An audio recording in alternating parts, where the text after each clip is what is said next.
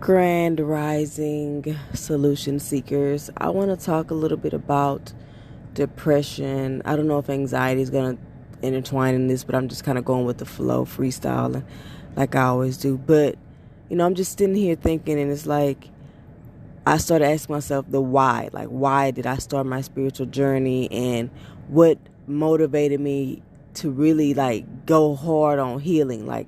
It's like, to want to heal, you have to feel like something is wrong, right? And something needs to be fixed. And it's like you just start to reflect on your life and, look at the things that you feel need change, which change is not good or bad. It's just, it is what it is. You feel like this doesn't feel good the way it's going. So what can I do to make it something that feels good to me, that's uplifting to my spirit, that's fulfilling to my spirit? And with that comes the solutions. You start to brainstorm, okay, what needs to happen? Does an open, honest conversation need to happen? Does a confession need to happen? You need to put it on the table. Put it all on the table. Come to, have these difficult conversations with people. Don't just run for fear that, you don't know how they're going to react, and the fear of rejection and the fear of a person's reaction debilitates you so much that you don't even realize that the reaction may not even be as bad as you think. A lot of times we run away from our problems based on just the fear of how that person's going to react. And you go off and you do things that are not really in alignment with who you are because it seemed easier than just having a conversation, an open, honest conversation. A lot of times we fear honesty and the truth of ourselves, our honest, what's true to us, because we're in our heads assuming. I'm going to go back to what I say, assuming is the devil. I see it that way because a lot of times what you assume is really just your anxiety and, you imagining things in a worst case scenario mindset, and you thinking the worst of what a person could be thinking. You're in your head, I wonder if they think I'm this and they think I'm that, and if I tell them I feel like this, and they may leave me, or they may think I'm crazy, or they may think I'm weird. Oh well, it's not your job to manage other people's thoughts, feelings, but it is your job to manage your own. So it's like, I feel like the depression comes from just a deep fear of being yourself. And for me, this is my perspective, a deep fear of being yourself, not feeling safe expressing yourself the way you feel is natural to you, feeling the fear of being perceived as, weird, crazy. This is my perspective. This is how I felt, like why I was in a depressed state. Just having a negative perspective overall in life, just seeing things from one side only, which is your side, which is not the only side. It's like not having the ability to see things from multiple perspectives, not having this bird's eye view, not having this perspective of looking at the whole situation from a vantage point that's seeing it from you, the other person, the situation, seeing it from a total, it doesn't have to be a negative view. Sometimes listening to other people's perspectives and point of views really opens you up to the fact that people really see things a whole different way. There's something called the Rashomon effect, and it's kind of like this idea that there's always three sides to a story: your side, my side, and the truth. And it's say it's a car wreck, right? And they ask you, and they go and the cop comes and do an eyewitness thing, and they're like, hey, what color was the car that ran off? And you say, oh, it's red. And then they go ask another person, hey, what color was the car that ran off? And they say, oh, it was burgundy. And then they go ask another person, hey, what color was the car that ran off? And they say, it was violet. All three of those people are not right or wrong. It's just that that's how they saw it. And so I feel like when I was depressed, I only saw life from this selfish kind of perspective, just only this victim mentality, this, oh, it's life happening to me and not for me type of way of thinking. This is going wrong, it's their fault, there is this is always pointing the finger at something outside of myself. And your mind will do that because your ego knows that its lifetime is temporary. Your soul is lasts forever. So it knows that once you realize that it's feeding you with this false sense of self that usually doesn't serve you, at least not the mind that we have been established. You know, you can reprogram the ego to serve you, but, you know, having the mind tell you it's everyone else's fault but yourself. Not ever being able to take accountability. Not ever being able to just write down the things you feel about yourself. Not attaching to the labels too much either. Because I'll do a video on that about the labels and the diagnosis and, you know, how I feel about sometimes the way psychology is, and it can mess with your mind if you attach to these diagnoses instead of just calling for what it is. This is the behavior I'm displaying. This is how it's making me feel. This is the behavior someone else is displaying. This is how it makes me feel. Stop adding all these labels and all these things, because they carry energy. They carry words. These words carry energies that to me they act like a spell, because they'll start to control you and make you feel like this is it. This is all. This is who you are. When it's not who you are. At the end of the day, keep reminding yourself that all you are is love and light. Everything else is the density that this world has put upon yourself. When you're depressed, it's because you've allowed. But yeah, for me, it was really just being like, have a negatively centered mind, you know, seeing everything from like a dark perspective, like the worst case scenario, just thinking the worst of everything, for one. And for two, just not feeling safe, expressing myself authentically, being in that spiritual closet that I talk about, just not feeling safe, being quirky, being weird, being awkward, for fear of being perceived as, you know, crazy or this or that. And it's like, really, that's what drives you crazy. It's not that you're crazy, it's that you not being you is what really drives you crazy. Your quirkiness is your light. Your weirdness is your light. If the people who truly are for you and truly unconditionally love you, they're going to support you. Because I know working with kids, I love working with kids because they really made me feel accepted. Kids love you so unconditionally. If you ever work with kids, you know what I mean. And their light just really allowed me to flourish and just be myself. When I worked with children, it was heaven on earth a lot. Yes, there was a lot of difficulties and behaviors, but just being able to be as silly and as goofy and as creative and as quirky, and they always giving compliments, and they always just, there's no judgments, there's no hate, there's no ridicule. Like they're honest. Now don't get me wrong, now they may tell you, Miss Fontenot, you got a belly. But that's just, you gotta understand too, they have programming from their families, but overall it's like, I just felt unconditional love despite the actions. Their energy overpowered anything they could say or do. And sometimes I feel like we need to get back to just focusing on that, and not so much people's behaviors may show a side that is not true to them. And, you know, remembering and just asking yourself, overall, how do you feel when you're with this person? You know, do they make you feel good? Yeah, they may say a couple things that say that, or do this or do that. But it's also about establishing boundaries and just waking up to the fact that it's okay to create boundaries, you know, and that help you maneuver through this journey. But also, like, not just getting too over controlling, you know, because now their behavior, it becomes control. Like, you're controlling their behavior now by establishing all these extra boundaries. Like, I don't like you to do this. Don't do this. Don't do that. Don't do this.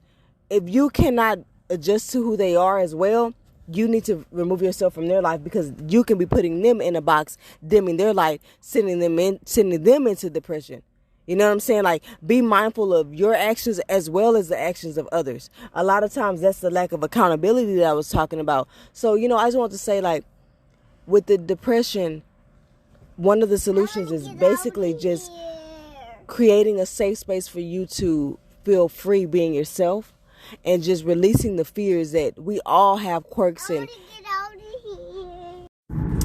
All right, guys, I want to touch a little bit more on depression and my personal theory and reflection on it, from my personal experience with dealing with depression throughout my whole life. I feel like I've had, you know, high functioning depression, because it got so dormant and I dissociated so much, which is kind of like a basically when you don't, how can I say, you become numb. You become so numb that you can function with these energies of, despair or, sadness, and to the point where like I say, you're not prepared now. Like, the idea of stay ready so you don't have to get ready is the idea that you're aware of yourself. You have self-awareness. You're aware of your emotions and your thoughts and your feelings.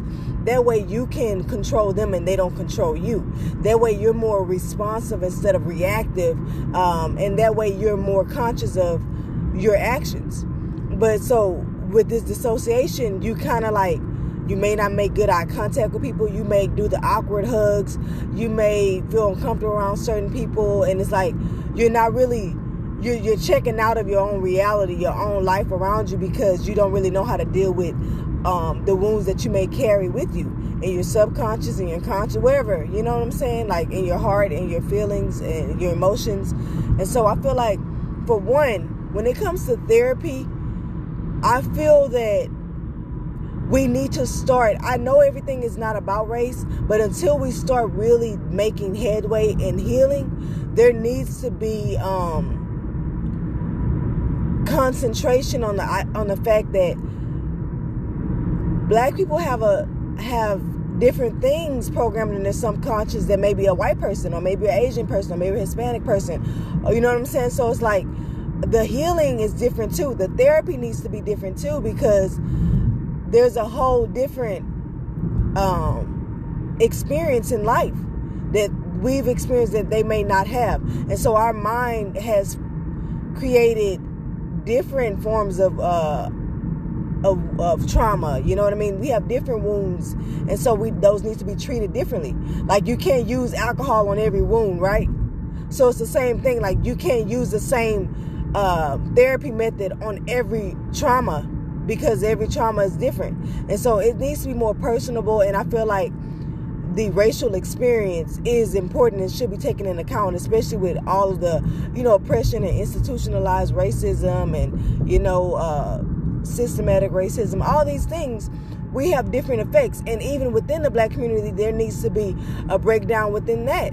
It's like, therapy really should be personable. It shouldn't be always so generalized. Yes, you can have a foundation, but, like, mothers may have a different experience from, like, a prison inmates, or from war veterans who are Black. And, like, there are, I forget what they try to say. It's like an intersection, or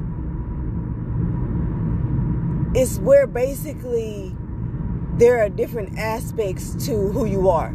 So you carry, like, different notches. Like, for me, I'm Black, I'm a woman, I've had depression, I've had anxiety. So it's like I have all these attributes that attach to me that kind of like categorize me in a sense. So I'm sorry, guys, I'm trying to get my words right, but it's like you're basically needing to really personalize what that person is and what they've gone through to give them the best care that they need. And for me, when it comes to depression, I feel like I have 3 other videos, like 3 little parts of another one, but I'm going to add on it. I just feel that the main basis for me was that I didn't feel comfortable being myself. And that's part of the journey, I feel like, with spirituality. There's many aspects of the spiritual healing journey for me, but other than the reframing of your mindset, which is like looking at things from a more positive perspective, or not necessarily just about positive, but from seeing things from other people's perspective, seeing things outside of the self-centered mentality, the selfish mentality of everything is happening to me, everything is revolving around me, instead of like seeing things from other people's perspective as well. But it's also about learning how to say, fuck them.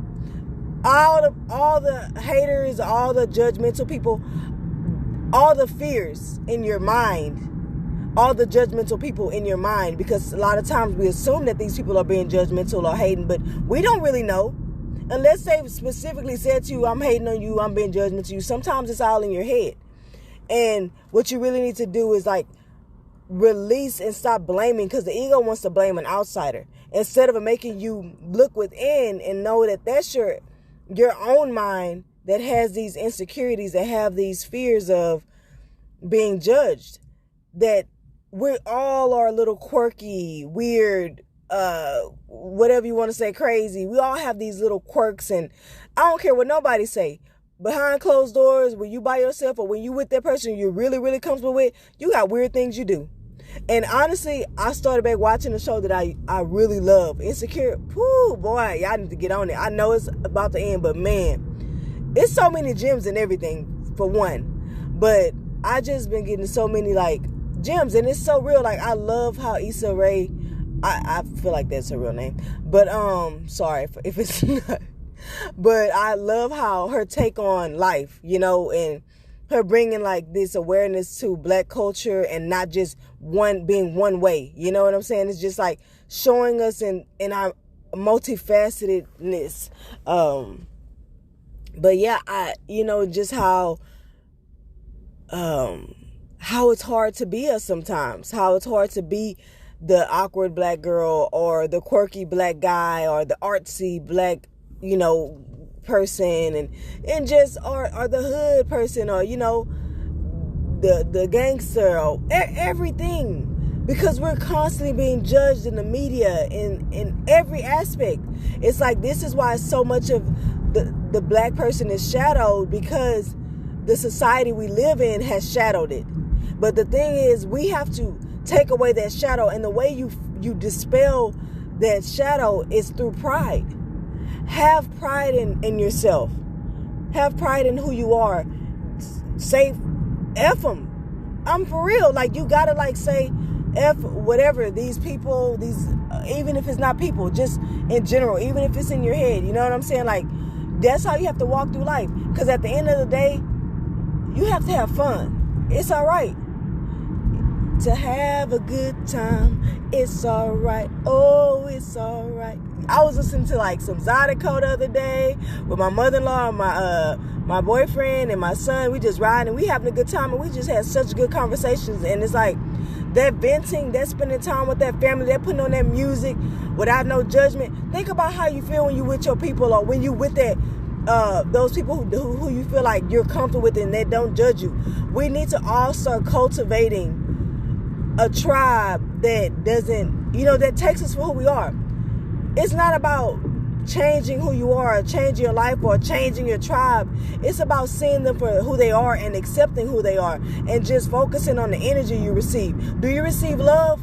Do you receive acceptance? They may say, look at this nigga, this crazy ass. Here you go. Well, look at him, this nigga a fool, bro. But at the end of the day, y'all may rag on each other, y'all may do whatever y'all want, but that's part of African American culture. If you know, you know. Stop letting people who don't understand our culture bash it, or say it's dysfunctional, or say it's this, or say it's that, because honestly, this is when I'm my happiest. This is when my spirit is lifted. This is what the way we have adapted in our culture is what has made us survive, is what has made us resilient. Our resilience is our power.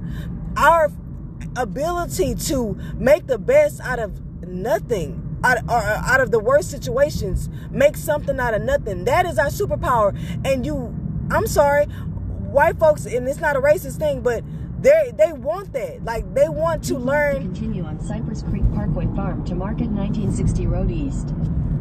Sorry, guys. I need my GPS. But there's a need for how we've become so resilient.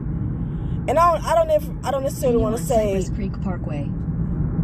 I don't necessarily want to say white people, because I don't like generalizing. I love white people. I have a lot of white friends. But my point is that I feel like there is an agenda to dismantle and to break down the spirit of the Black person. And I feel like the best way to counteract that is to just have pride in who you are, and not let nobody tell you you're less than, or you're not good enough because you act this way, or do this thing and do that. And that, to me, is a great way to heal that depression, is to start working your way. Give yourself grace. Take your time, but start working your way to be comfortable in your skin, to be comfortable in who you are, and releasing the labels.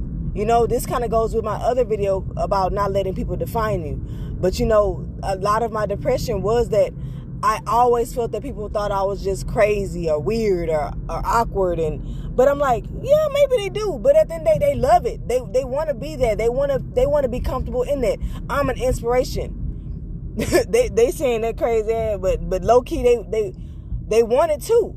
So that's what I'm saying. That's part of your life, your quirk, your weirdness, your whatever people label it as. It's just you. And you can't change that. And you trying to change that is what's going to fuel depression. You trying to shadow yourself is what is putting you in depression. Think about depression. It's a repression of self. It's darkness. If a majority of your identity, your authenticity is shadowed, what are you in? What is shadow? Darkness. If you have engulfed if your whole being, if your whole authentic personality is shadowed, where are you? Darkness. What is depression? Darkness. Get out of that by freeing your spirit, by freeing yourself and allowing yourself to be who you are. So I just want to end this video with guys, please stay your beautiful self, stay your hood self, stay your ratchet self, stay your ghetto self, stay your proper self, stay your preppy, whatever, artsy, weirdo, awkward, whatever you are that's natural to you, be that way. If you can evolve and change, if you feel like something needs to be worked on, work on it. But if you don't let nobody tell you need to work on it. And that goes in anything. I'm serious.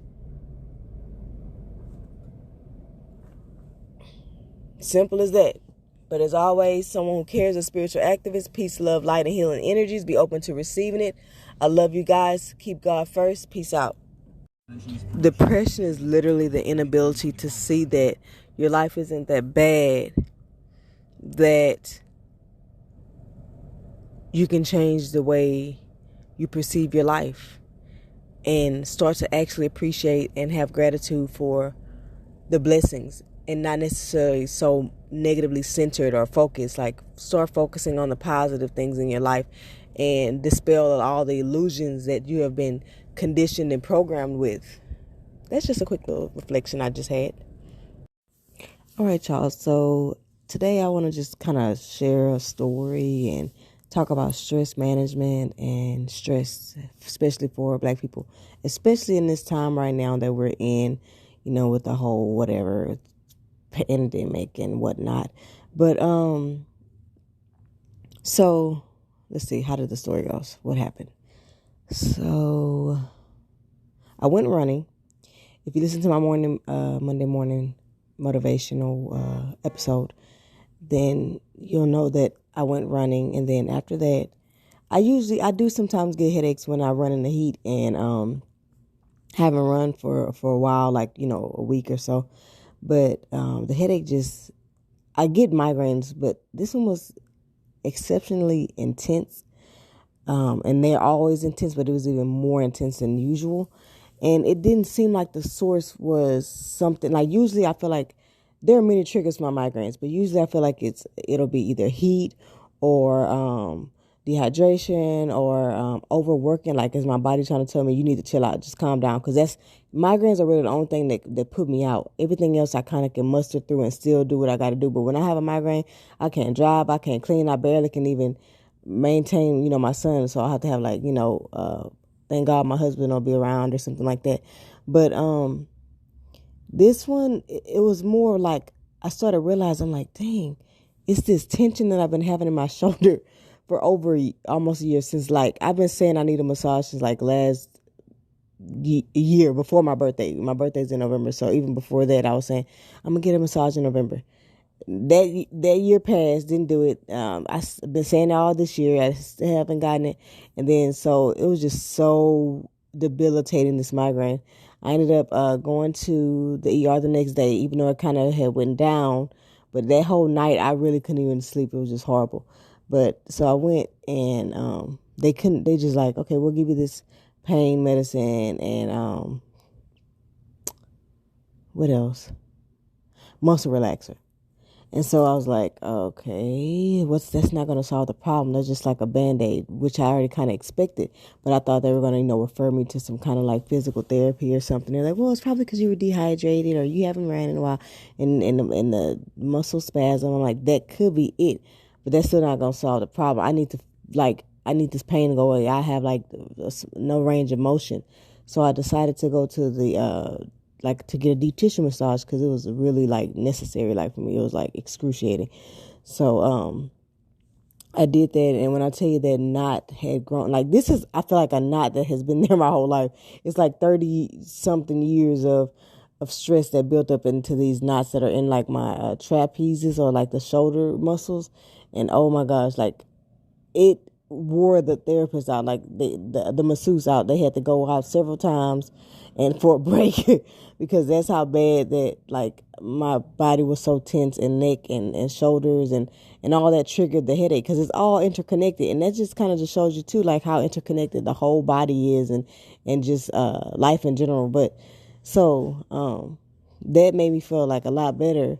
But it just kind of goes to show you, this is all to say that when you have stress, notice when you're feeling stress, where in your body that you hold that stress, because you can be walking around so like blind to where you have been holding this stress in your body.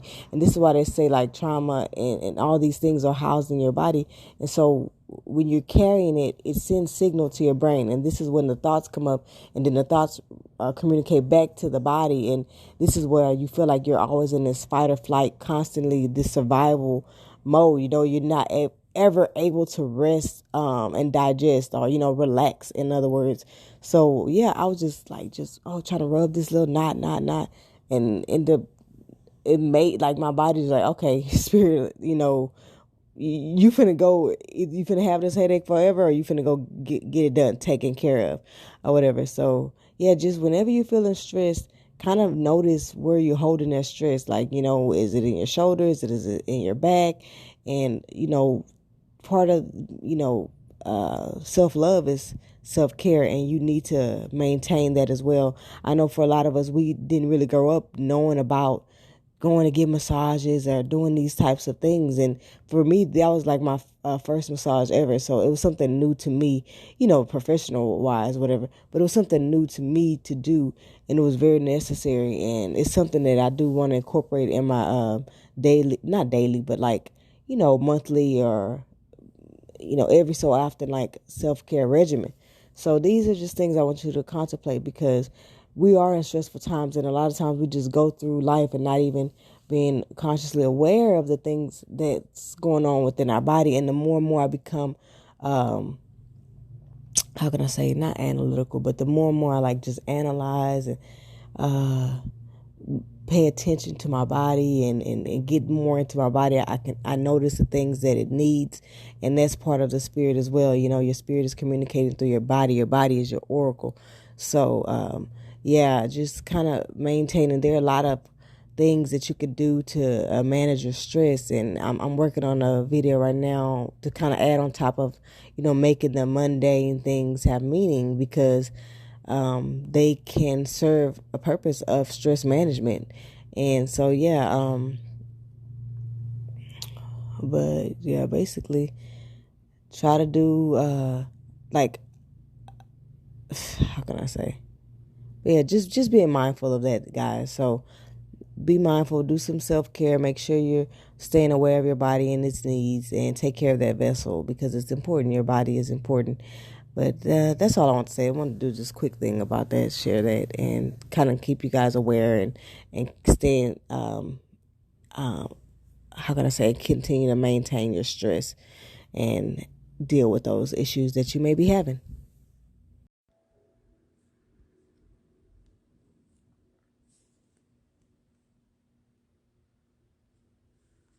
All right, guys. So in today's episode, I want to talk about coming out the spiritual closet. I'm finally making the video because, as I go on my own journey, I'm trying to, it's constantly unfolding, and it constantly will. But I'm just like, I just want to go ahead and put the video out from my perspective, so that you have another perspective to look into and see if it resonates with you. So let's get right into it. First, let's talk about what actually coming out the spiritual closet means to me. Coming out of the spiritual closet is all about feeling safe in the exploration and expression of self, your authentic self, holistically, that is. Being able to change, evolve, and grow without feeling ostracized or exiled or just not accepted due to like shunning, shame, ignorances, fears, societal conditionings, judgment, etc. This true self is not the ego self, which is full of falsities that fuel personas to blend in and be accepted. That is the ego. But the true self, however, is more of your soul, your spirit, that inner calling, longing, the passions. But however, also recognizing that due to our hyper adaptive behavior, we have held on to our multifaceted nature and become very diverse individuals with relatability with many. Knowing the difference between selling out your soul and being true to yourself is key to coming out the closet. Transcending or getting past all the boxes this society, all the labels this society and history has put us in is a task not for the weak. And we all need the support we can get. And with this Massa Mentality, post-traumatic slave syndrome, and the black mind acting as the henchman to the agenda to continue to oppress the black spirit, we tend to stigmatize everything outside of this label of what being black is. Establish the image of what being black is, and anything outside of that box is either lame, weak, crazy, doing the most, and whatever else we have been infiltrated into our culture through internalization from living in a society that is conditioned to judge, which projects these prejudices and stereotypes onto us. So because we feel the energy, because we see all of these depictions, we then internalize ourselves as negative and dark and bad and wrong. So then we start to project that onto others because we look at them and we judge them from the viewpoint of the oppressor or the prejudice or the stereotypical person, when really that's why I say judgment is kind of like a mirror. Generally, the people you're judging is somewhat of a person who is either something you kind of envy, you kind of want to be, or you're afraid of, because that's your shadow and your ego is making you judge that person to make you go away from your truer self. But anyway, redefining is the main way we take our power back. With self-acceptance and non-judgment within our communities, culture, we can cultivate a mindset and a safe space for us to liberate our spirits and free our minds from this sunken place of darkness and despair. And I kind of want to go into my personal experience, thoughts and feelings around coming out the spiritual closet. I grew up feeling misinterpreted, confused, indecisive, being labeled as, not knowing what I want or picky. I feel like women kind of get that a lot also, by the way. But because that was projected onto me, I knew what I wanted, but I always questioned myself. But it's because I wanted a little bit of everything. I love variety. I'm a sampler of life. That's only picky from one sense of the perspective. When I go to a restaurant, I don't just want one entree. Maybe I want the sampler platter, or maybe I want 2 different meals, or maybe I want my husband to get a meal and I get a meal. Let's share. Like, there's no right or wrong way to be. I don't have to just, you need to know what you want. I do know what I want. I want this and this. And so it's just like, everything is about perspective. And once you start to understand that nobody knows nothing and nobody can tell you about yourself, and once you solidify in knowing who you are and firm into that foundation, and you have that assurance within yourself, no one can mold you and to make you feel a certain way about who you are when you know who you are. I'm ultimately proud that I don't have a specific way of being, like a clique or per se or whatever. I grew up, a bit of my background, I grew up Christian, Baptist, tomboyish. I'm using all the labels that society puts just for the to make it easier to understand. But I loosely label myself. I don't allow labels and labeling of society to define who I am. But Okay, so I grew up Christian, Baptist, tomboy, hanging out with a lot of my male cousins. So I was a rough and tumble, rambunctious little girl. Country girl, I used to go to the country a lot with my family. But I also balanced it out. I was girly too, because I did have a lot of girl cousins. So I have a big family in general. So I have a little bit of everything. Grew up in like what you could say, kind of like the hood, and then not so much the hood. Also was part of my upbringing because I went to a school that was more diverse, had every race you could think of, coming from, all black school to then go into a way more diverse environment for the majority of my schooling. So I had a different outlook on life than, my sisters who kind of stayed in more of the all black environment, the school system. All of these societal labels shaped who I thought I was definitively. Like, these are parts of me, but they're not who I am. And my childhood environment shaped how I behave and react to this day. So, but when you attach too hard to labels or ways of being, you can create stagnation or resistance to change, thus your evolution or growth, not from a sense of you're bad as you are, but from a sense of being open-minded, non-judgmental, guilty or shameful. And you need to have more of a free to roam perspective of self. I personally feel I can fit in with anyone I want. I'm extremely multifaceted, and I have acquired many quote unquote opposing interests based on society's boxes. But thus I've come across so many friends from different walks of life. I've had best friends of every race you could think of because I was exposed to that. And with that cultural, how can I say, exposure, it has made me a person who is very relatable, who is very compassionate, who is very, open-minded. I always make a disclaimer about me. My teaching style is no guilt, shame, or judgment, with a love ethic. And at forefront, I'm an open-minded person with a traditional soul and a free spirit. That's kind of encompassing of who I am as a person. And that gives me like integrity. That gives me positive intentions. That helps me cultivate compassion.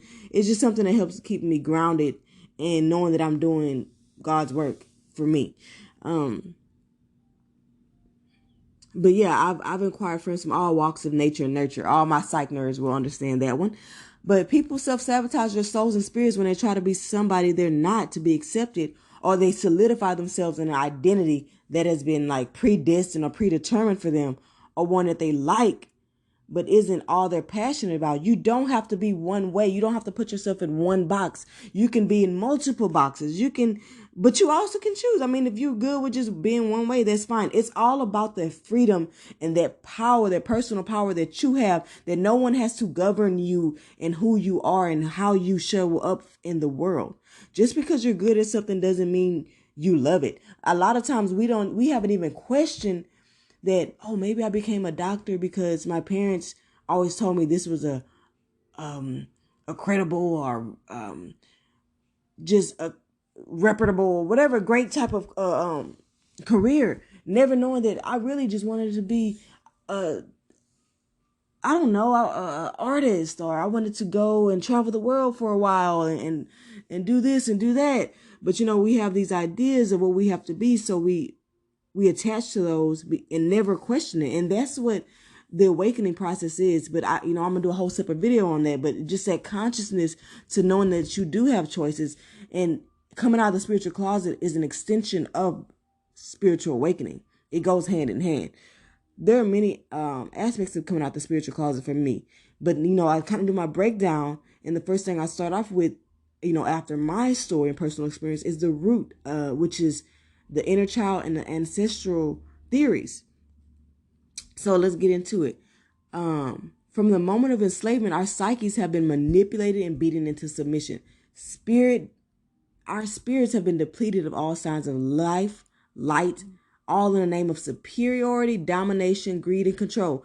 This internalized fear has been the catalyst of that Massa Mentality that I talk about, and that post-traumatic slave syndrome, which has many aspects to it. So does the Massa Mentality, but the post-traumatic slave syndrome has like the vacant esteem and just all of these aspects that create that black mind and why we think and see the world the way we do, and why we're so, stuck in our ways. Like people, compared to other races, we're very closed-minded at times. We're stuck in our ways, and tradition is not bad. Tradition has stabilized us, but now it's time that when you're going through that spiritual awakening, you realize that you can add a little bit to the tradition. You can add a little bit to the foundation. You can take away a little bit to the foundation when you realize that you don't have to go with this belief anymore. This belief is outdated, or this belief wasn't even a belief that you feel like was innately to us. It was something that was infiltrated into our culture. Our parents didn't know everything. They did the best they could. But, the imposter syndrome and more, like, free will, like I said, was stolen from us. Thus, the freedom of expression. We had to be whatever the Massa said. We were property. We were slaves. And then,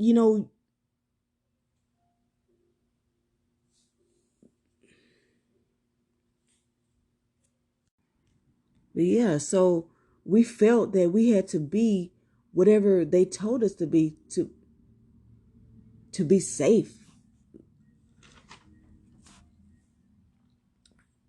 The idea that our spirits have been so repressed due to fear of everything from shame, rejection, abandonment, ridicule, judgment, to even physical violence or death, that we have created identities that have had served others. It's a form of adaptation, a survival tactic. But at this point, it's all about the fact that we no longer have to, should, or must do anything that doesn't feel true to our souls. We can now choose as co-creators of our reality to shine our light as bright and as colorful as we want, whether that may look like the job taking ballet, the stay-at-home mom starting a business, and not being necessarily the traditional stay-at-home mom, branching out of that identity, that box, the overworked dad, this distorted masculine, now being able to realize he can leave that 9-to-5 job, or he can now know that he is worthy of more than just, how can I say, devoting his life to his job, where he now can realize he has balance. He can take some days off. He can know that he knows his worth, and he can do things that put him in an environment that allows more family time, a better mental health. This stuff helps the psychology, the environment of the family construct. There's no more of the displacement, taking that frustration of the job and the stresses of life out onto the family, the wife and the kids. Basically we're all tapping more into the balance of the divine feminine and masculine, not these distorted energies that we have been carrying around due to the stressors of this world of trying to fit into these boxes that we were not designed to fit in, breaking free of them, of the labels, the expectation of the society, aka the matrix, built on a foundation of oppression, slavery, mental slavery, racism, consumerism, materialism, capitalism, sexism, all the isms, just to keep you stuck in the rat race asylum. You have to set your spirit free, give your life meaning, but be conscious doing it. Stay in reality, not this fantasy world a lot of these spiritualists are selling you. You got to take action to not just solely rely on it with a wish and a prayer. That's great. And the power of intention in prayer is powerful, but knowing that you do have to take action as well. You have to do the work behind it to see it through, and then going more into the inner child. All of it is conditioning, whether it's the ancestral theory is kind of just more of the idea of what our ancestors may have went through that kind of has created the conditioning within our parents, but it's all conditioning at the end of the day. And so that's why you have the idea that that with conditioning it can be changed and altered. So with the inner child conditioning, this is a further extension of those ancestral traits that are carried through our parents. And then you also have like the family constructs, the community constructs, the societal constructs, all of the things that have been internalized through you as a child. This installation of fear, through the socialized racism, how we're supposed to be accepted in society as Black people, or as a woman, the socialized sexism, all of these other kind of socializations, ways to feel accepted, being however you show up, however you look in this world, knowing that because this is a physical world, everything is about how you look. That is the forefront. That's the first thing that people see. But knowing that you don't have to be defined by these things. But that socialized racism manifested into a lot of hopelessness, helplessness, victim mentality, imposter syndrome, inferiority, feeling like you just less than, feeling like you no good, just a piece of, self-doubt, rarely pride. But the socialized racism can promote pride. And so these are the ways that we reframe these things, but I'm going to get into that more down in the solutions. But, all of these experiences as a child of rejection, the obstacles always associated by default to race, lack of resources to help prosper, seeking these things externally instead of internally. This fear of if you act or be a certain way, if you let the world know what you like to do, who you are, and then you'll be abandoned, exiled, laughed at, lose your street cred, your black card, etc. Be labeled something with a negative perceived connotation, weak, lame, sellout. Why are you so scared of these illusions and consequences when you've already hit rock bottom? In this society, we're already labeled standing out no matter what.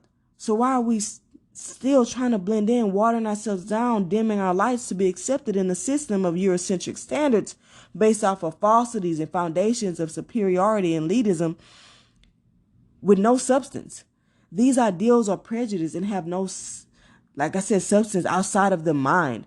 No one can tell you how to be or what to be. If you're extra, be extra. If you're sensitive, be sensitive without guilt or shame. Just be you. Explore, try new things. Be trisexual. Like I always say, try something once.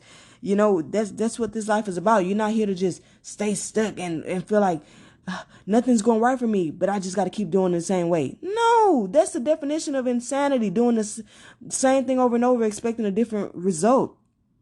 Like I said, I'm glad I'm not part of a clique or movement or other than empowering myself and conscious living and empowering my community. I have my own mind and don't allow the egos of others to define, label, or judge me. I change and evolve as I see fit for my life.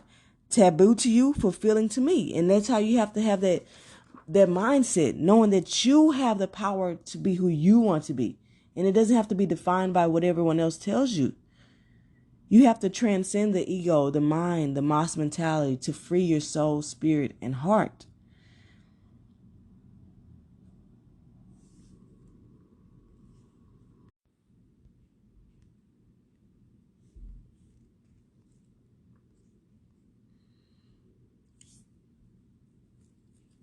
Ultimately what I've learned is that our parents, out of fear and the need to protect us, they have perpetuated this agenda, acting as the henchman. And we as Black people that's what part of the Massa Mentality is, that you're like a henchman, you're playing out in this unconscious and subconscious programming what the massa wanted you to do. You're not even being conscious and aware that you're perpetuating and keeping something on, keeping it going, not realizing you're becoming part of the problem. You're becoming like that. Think of slavery. Just imagine it. The Black guy who was chosen to watch the other slaves. You're becoming him in a sense. So at some point, he has sold out. He is no longer thinking of the well-being of his people. He's only thinking of, this is what I have to do because, for one, I'm forced to do it. But for two, now I'm following out the needs and the wants and the agenda of the massa. When really you have the power to be the massa, not your mind, not the conditioning, not the infiltrations, not the programming. They did the best they could. But like I said, it was out of protection for a fear of what could happen to us, to keep their offspring confined in boxes prescribed to us upon birth.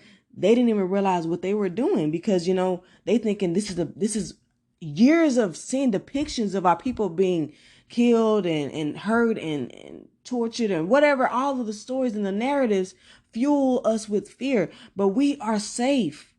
We are safe. You have to tell yourself that. Stripping us of our birthright of abundance, keeping us in this box, afraid to be creative. But it's like we still have managed to be that despite it all. That's why I always say God's grace were our skills and talents. Playing basketball, rapping, singing, dancing, these creative energies, cooking, all of these things have been what has kept us going through. And so it's like, that's why I say some things that are traditional and that we have adapted in our culture, it's not about throw the whole culture away. It's not about throw the whole race away. It's about knowing how to decipher and pick through what works for you and what does not work for you. Like I said, we're not made to fit in the box. And the time has come for us to break the mental shackles that keep us stuck in this loop of darkness and fear. As children, our lights were dimmed for fear of rejection and embarrassment, the ignorance, and even death. Like I said, they did the best they could with what they had. It's time to let our babies live. God dog it. When you know better, you do better. And as every generation, the goal should be every generation should be a little bit better than you. My son, if he has children, he's going to make some improvements. I'm not going to give that resistance. It's about breaking the resistance. It's about breaking that stuck in your ways and mentality, that closed-minded. The reason we have that is because we fear losing the tradition. I'm not saying strip your whole tradition, but knowing what parts of the tradition are actually helpful and which part of the traditions are actually dysfunctional and detrimental to you. You have to start to decipher and reframe and understand what is actually has been working and what has been holding you back and what has been dysfunctional. From a place of love and compassion, without judgment, give yourself grace. We are starting from scratch, people, and it is okay that you have not been equipped with all the tools you feel like you have needed to succeed, but you have a lot of them. You may not have all of them, and you may never have all of them, but you have enough to succeed and thrive, and that's all that matters. And going further with the socialization and the programming, like I said, it's all conditioning. It's all programming. In that subconscious part of your mind, the back part of your mind that we use about 95% of the time, without even thinking, the conscious is more the frontal, the front of the mind. And that's more of that conscious brain where we actually are aware of the things we're doing. The subconscious is kind of more of that autopilot where we're just doing things second nature and kind of not really even being aware of it. That's why they say people being asleep and being woke. That's basically what it is. Sleep is more from that subconscious programming. You're not being really aware of the things you're doing. Conscious is more of being woke and aware of the things that you are doing. And then you have the unconscious part of the mind, which is also what has been kind of brushed under the rug. A lot of times those are the shadows that we carry that the ego does not want you to see. But those are not bad things. Those are things that maybe you have been shunned or internalized as bad due to whatever someone may have said to you, whatever your parents may have said. As a boy, you were crying and somebody said, stop all that crying. You acting like a little baby, acting like a girl, yada, yada, yada. Now you may be that boy internalizing that sensitivity is a weakness when really sensitivity is a strength. So all these things that could keep you, repressed in your emotions, repressed in your physicality, and all of these other kinds of things that you repress yourself. But that's just a little quick thing. But back to the socialization and the conditioning in society. You have media depictions of us. I'm going to make a video I have a video on, media manipulation, but I'm also going to make a video on how to never get sucked into the matrix again by having your power and being conscious, when listening to things and watching things. But media can be very manipulative if you're stuck in that subconscious mindset and you're not being conscious or aware that all of it is entertainment, all of it is perspective, it's not fact. You bring it fact, you make it fact when you bring it into your belief system. Everything you watch and hear and listen to does not have to be solidified in your root as fact. But yeah, these media depictions of being smart, geeky, articulate, and humble as lame while being hypersexualized, a drug lord, or whatever, a thug or whatever, being more glamorized or cool. Music portrayals of the same narratives over and over again. TV portrayals of the same narratives over and over again of, trauma, sex, drugs, money at the forefront, and suppression of the not more creative, but on the other end of the spectrum, empowering and encouraging of the Black king and queen and our potential outside of the worldly gain. Because, don't get me wrong, I'm not saying that creativity is bad and that that music is just bad altogether. Because like I said, it's an expression, freedom of expression. I believe in that, but it's like knowing that that is not only fact, and knowing and being aware that that is one person's perspective, that is one person's viewpoint. You don't have to adapt it into yourself. But the manipulation comes because it becomes an infiltration in the box, because it's like that is the only thing that's being pushed. That is the only thing that's being given to us. We're not being given an objective viewpoint of the world. We're not being given variety. We're not being given multifacetedness in the society. We're given one thing that is being associated with our culture, instead of the multifacetedness of our culture, the variety our culture has, that there's more than one way to be black. There's more than one way to be white. The vessel, the black body, is just a vessel. You're more than whatever society depicts you as. You know what I'm saying? So that's basically part of that. And you have to dig deep into yourself and reflect on it. And I will do a video on my method of how do you kind of get through to the subconscious and those programmers, and kind of dig out that programming within yourself. But each individual has so many labels and aspects within themselves that they have to assess. So like maybe you're a guy, and maybe you're middle class, middle age, whatever. All of these aspects of you have created a different filter on a different lens, a different point of view of the world. Your viewpoint has been different from maybe a 90-year-old woman. You know what I'm saying? Like, and then you add different aspects, your sexuality, your orientation, like your interests, your hobbies, like all of these things shape the people you have come in contact with and the reality that you have seen. So it's part of that. That's how you just assess. You have to look at, how have I been conditioned as a man? You know, being hard, no emotions or less anger, being a player, running game, being manipulative to get a woman, being an athlete, over intelligent. Your odds are better that way. Like, dress this way, talk that way, being pulled in so many ways without ever questioning what it is that really resonates with you. You're a victim in this world, no accountability, feeling like the world owes you something. These are things maybe boys and men go through, or, you know, women.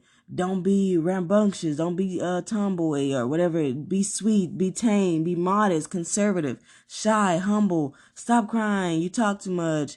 There's so much individually, but it's up to you to reflect on your condition, to establish a new redefined identity that's fluid, flexible, ever-changing, evolving. You can be whatever you want to be. Forget what the community gonna think, but be mindful of manipulation to fuel someone else's agenda. Stay in the driver's seat and follow your heart once it's healed, you know? Family conditioning, the man's role to be a good workaholic, the monetary, the sole provider, the woman's role to be good, you know, being a stay-at-home wife and maintaining the whole household. The child's role to be good, like all of it. Basically, it's all about what you think it means to be good, what you think it means, what do you have to do to be accepted. Those are conditionings. You don't have to do anything to be accepted, but be yourself. Once you realize that, then you start to free your spirit and free your soul, you know. But set intentions, I'll get into that, about the intentions and the solutions. Being this like robotic figure, like being pumped out and being what society is depicting, when you don't have a foundation, when you don't have a solid identity or self-esteem, you're basically becoming whatever you see, whatever you are exposed to. Some people have no sense of self, that they literally watch TV and they become what they see on TV because they have no other identity. We are, as humans, we do need, how can I say, there is a level of programming that we need to survive, because, you know, that's how we learn, through modeling. But when you learn that, you start to realize, I can model whatever I want to be, you know, more fruitful or more healthier or more sane, just all these other things. The community programming, you know, being the henchman of this robotic factory. Society perpetuates through media depictions and music that show people's opinions, biases, and fueling fear through the idea that There is consequence of being brave, taking risks. There's no safe space to be. These are all illusions.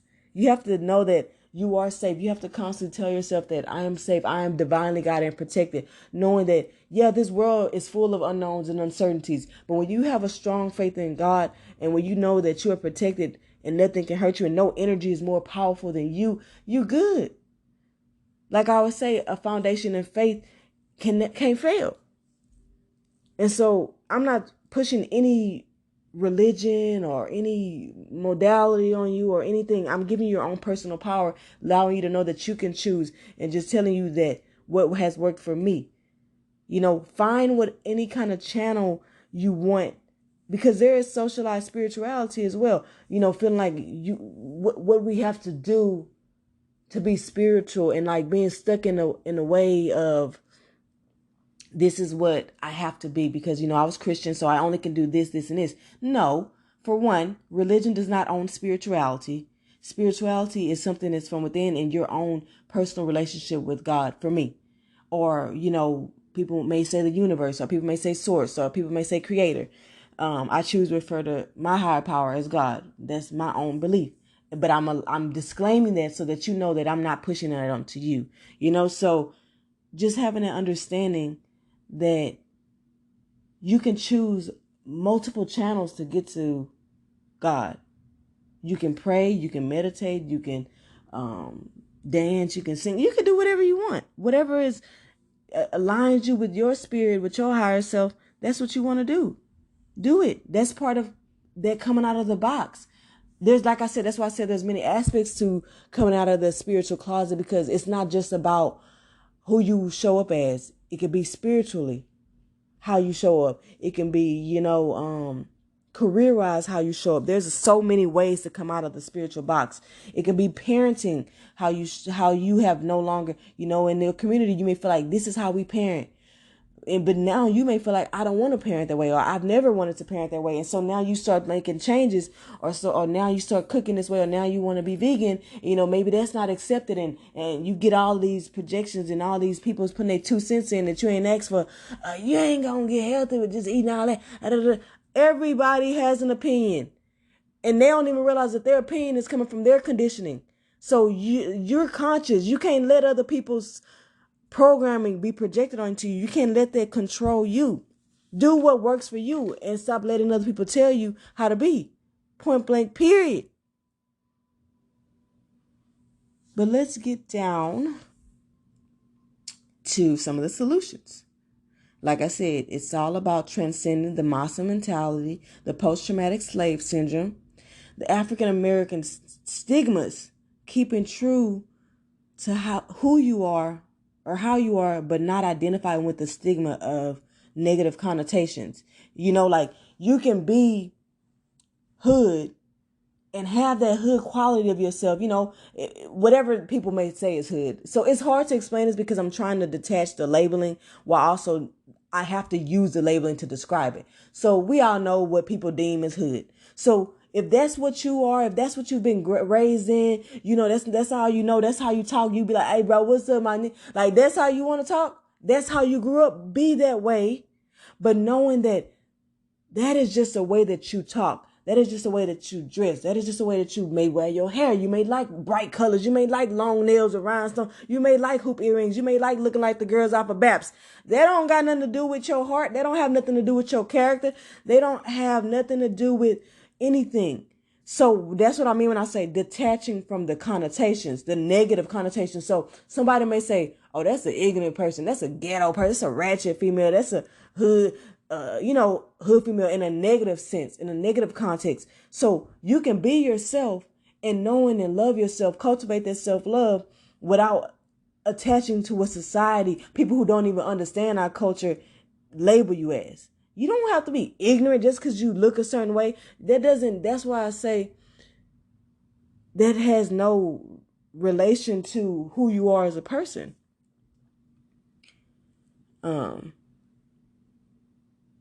Knowing that the content of your character is not determined by the surface or worldly attributes.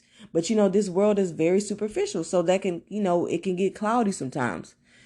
But, these are the attributes that you acquired in this lifetime, and you can accept it, have self-acceptance and self-love, knowing that you can still be this way, still go and educate yourself, still go and look and dress that way, but read books on philosophy, read books on this and do this and do that. Like, like just stepping outside of your box, stepping outside of that label now. You can hold on to how you are and how you act and how your characteristics, while not being subjected to just being in that box of being what people deem as hood. You get what I'm saying? Hopefully that's clear to you. Redefining any labels attach you that hold you back. So yeah, it's like, oh, okay, I'm ghetto. Yeah, I'm ghetto. I'm extra. That's what redefining is. Redefining is not, tone is everything. So Black people, we know we have our own little, ebonics and our language, and we know that you can say something like, bruh, bruh, bruh. All those bruhs just meant 3 different things. So it's kind of like that with redefining. People say, you hood. Yeah, I'm hood. Or, oh yeah, okay. Or just like, for example, in the natural hair movement, people were saying like nappy, your hair nappy. And there's so many influencers now who have redefined the word nappy. And now it's like, yeah, okay, my hair is nappy. Or me, I've redefined it as my hair is high maintenance. Make things redefine so that you love yourself, so that you cultivate more self-love and not the energy of what people are projecting, not the energy of what prejudice people are putting, or people who are ignorant and still stuck in this inferiority mindset and superiority mindset and this racism and this racist mindset, knowing that you are not defined by those things, and you can get your power back by redefining. Same thing with nigga. Like, nigger was something that was a derogatory saying. So culturally redefine that, and now it's like almost a term of endearment. And so that can be a way of taking your power back, and not worrying about what other people think about you because of your definitions, and knowing that perspective is power. Because what one person may talk about, how they talk about themselves, or me, I may use the word nigga, and somebody say, you may start preaching me, you know why you shouldn't use this, keep your comments to yourself, because this word gives me empowering. As long as it's empowering you and not hurting someone's free will, you free to do whatever you want. I don't care what people say. They can make their comments, whatever they want to do. That's coming out that box. I'm not in your box, buddy. I'm not in your reality. Stay over there. If you don't have nothing nice to say, don't say nothing at all. Period. Okay. Teaching that traditions can evolve and grow without losing the culture. Showing our children they don't have to be products of fears, past addictions, coping mechanisms, etc. Teaching them that they have many choices in life, and equipping them with the foundation and tools to build their home when it's time to move out. That's an analogy. Sometimes we as adults feel like we weren't prepared for this world because we didn't get the right tools. But, we have to start to search deep down in the toolbox. We have them. We just have to start to learn how to pull them out when we need them and redefine those tools. And, maybe we feel like, oh, I'm just so competitive or this and that. Competitiveness is good in certain aspects. So it's just like just knowing how to harness the tools when you need them and how to use them in a proper way. Like I said before, you can't use a hammer in a screwdriver's job. You can't use a wrench in a hammer's job. Just knowing when to use them for the right moments. Keeping some traditional values, beliefs, and foundations for sustainability, but also knowing you can add and take away from that foundation as well if it's not keeping your house secure and in top shape. So if it's something that is bringing down that foundation and the constructs of your house, then it's time to get rid of it. But if it's something that's stabilizing the foundation and securing the foundation and the walls and everything, then keep it. And if it's something else that comes from outside that you feel like you can use, oh, I like that, let me add that to my house, that's going to help it. Do it. Even if it's aesthetics, even if it's superficial, even if it's worldly, if that's helping the construct and the helping you cultivate a space of peace, then do it. And I'm using this analogy, but really when I talk about house, it's your whole body as a whole and your life as a whole. That's the house. That's what the representation of your body, your temple, and your life. There's so many layers and aspects to coming out the spiritual closet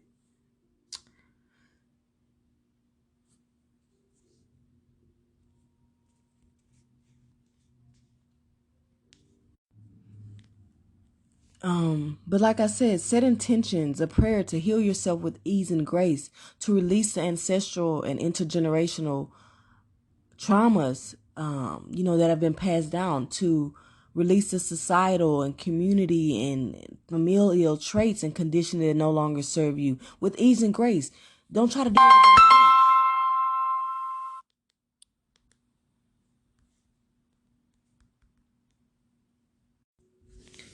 Know what you want first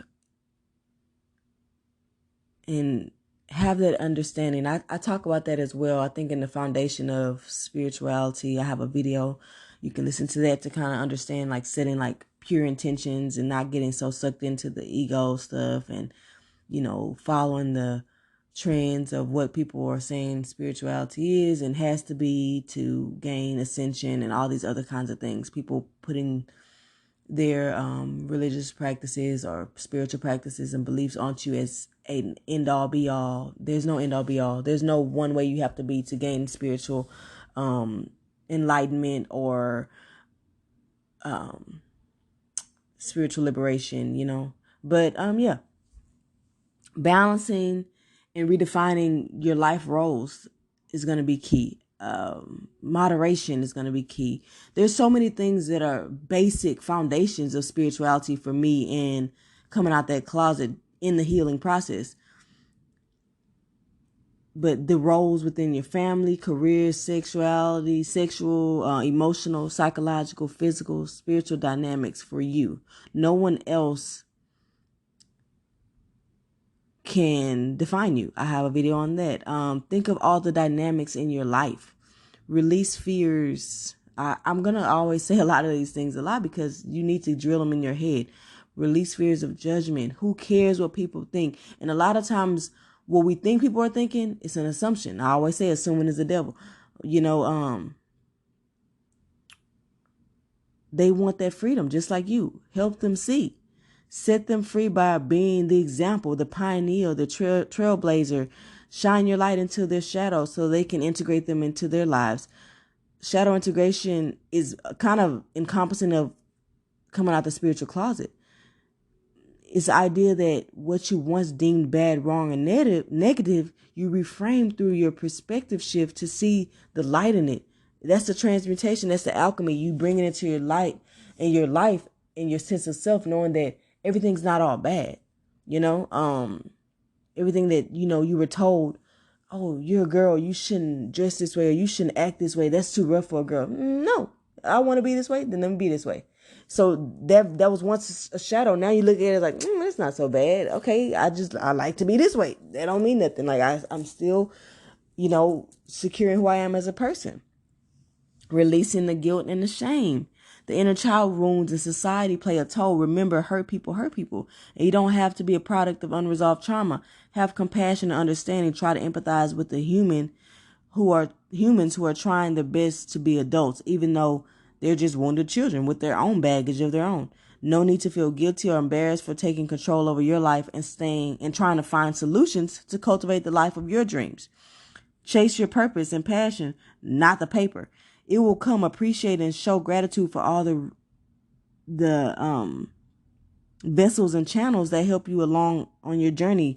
Being grateful for the energy money. I have a blog on how to obtain more abundance. It's called You Want to Be Where the Money Reside.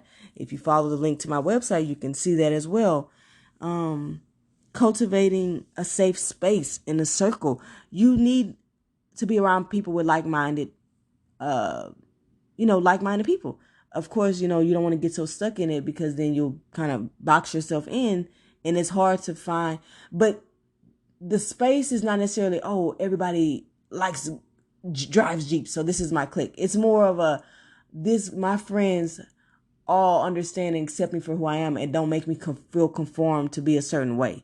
So, I could be around my country, a proper friend, and listen to my hood music, or I can twerk if I feel the need to. Just feeling like comfortable being yourself in all aspects. Or I can practice, my spiritual modalities and do tarot, and be around my Christian friends, or pray and be around my friends who don't believe in God, just different, or don't believe in Christianity stuff.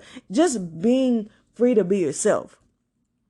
Cultivate that safe space to vent, share, mingle, and to just be. That is essential, and that is what I'm working towards within my website. I'm creating a forum where the community can come together. What I like to call my community is solution seekers, SOULution seekers, because I feel like it's helping to free the soul, liberate the spirit, and just a safe space to be as Black people of color, African American people in America, where it is kind of hard sometimes getting through in our community, being a little bit different, being awkward, being that black sheep, being the oddball, whatever, because there are a lot of judgments. Like I said, that mentality is not even them. They're being henchmen. That's the Massa Mentality.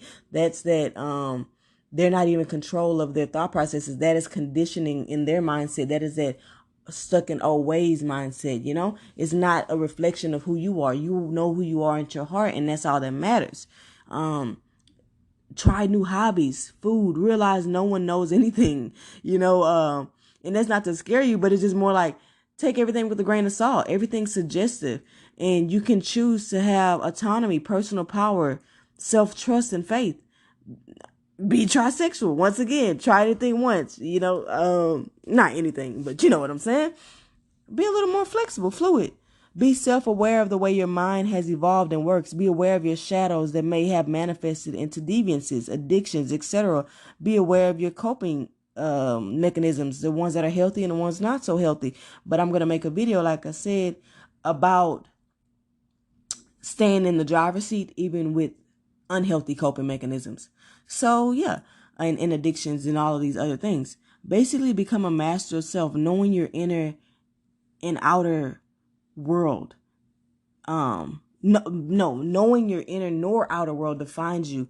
You create your reality by knowing you have the power to choose what you act on and what you don't. You are not your trauma, thoughts, emotions, etc. You can feel them, observe them, heal them on this human experience without associating or identifying with them as you. And listen to I Am Light for inspiration. That's by NDRE. When you're going through the spiritual awakening, like I said, I'm going to do a separate video, but it kind of comes into play a lot in this video. There are dark moments. You can be going through that dark phase, the dark night of the soul. But I agree with the Heart Alchemist, and it's more like dark night of the ego, because it's when you're allowing that ego to die, that false sense of self. So that's a tough time for a lot of people. And this is why a lot of people lose their minds, and, they have psychotic breaks and psychological crisis, because they don't realize the process, and we have not been educated on this process. And that is why I say, as a spiritual activist, I'm bridging that gap, and I'm enlightening and educating my people on the spiritual aspect of healing, which is a lot of times not seen from a spiritual perspective. It's seen solely from a psychological perspective.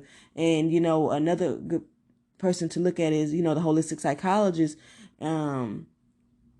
But, like I said, my perspective is coming from a Black woman. So I do have the certain empathy and the viewpoint and perspective that I feel like, in conjunction with the knowledge that I've acquired over my own personal experience and research, can help uplift our people and elevate us. And, just leveling the playing field. Ain't nothing wrong with that. It's nothing against no other race, no other culture, no other this. But I want to help my people catch up in the race of life. Find refuge in music or other unorthodox healing modalities. Like I said, I have a whole video on my Instagram page about, healing for the Black soul. And a lot of times we don't realize, like I said, God's grace, the things that we have been blessed with as talents and skills and hobbies. These are the things that help get us through. I'm not going to tell you how many times music has helped me get through something. It's not about, oh, that's just where you're at in your phase, and you're not there, and like there's hierarchy. You're not just at the elevated stage because you still need music. No. Music is fine. If you want to, smoke weed every now and then, that's fine. Sometimes you want to go out and have a drink and socialize and dance and go to the club. There's different things that can uplift your spirit. That's why I say do nothing without intention. This is kind of goes with my video, make the mundane have meaning.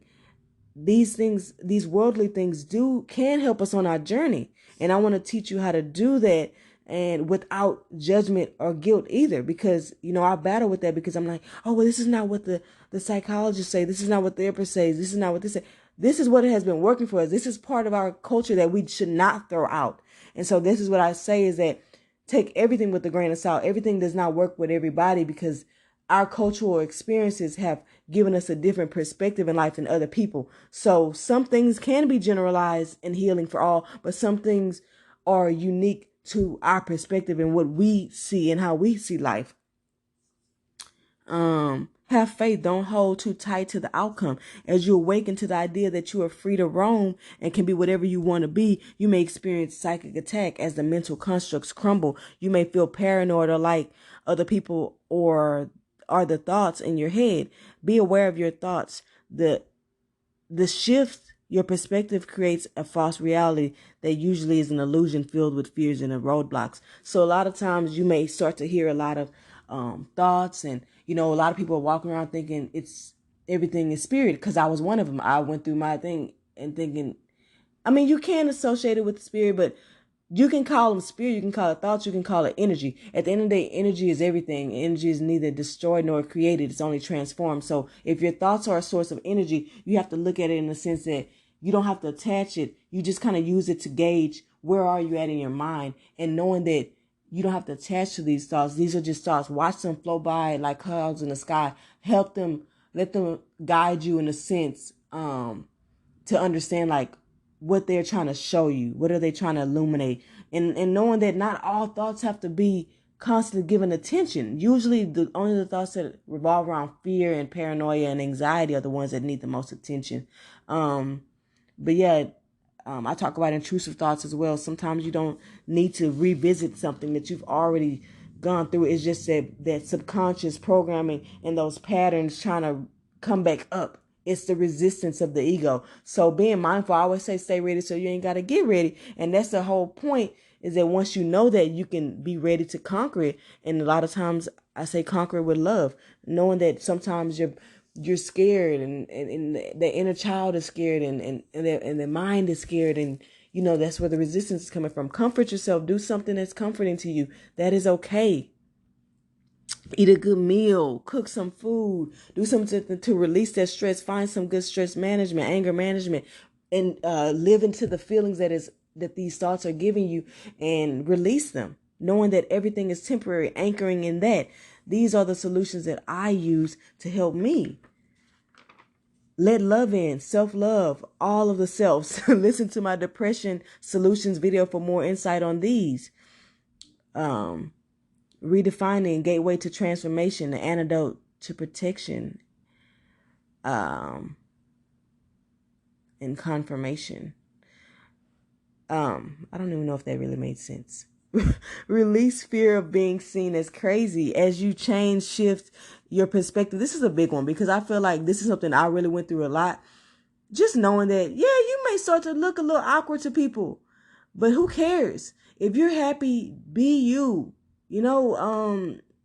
As you shift the perspective, behaviors, etc., the people around you will have to adjust. It's not about feeling better than them or feeling like they're jealous or hating on you.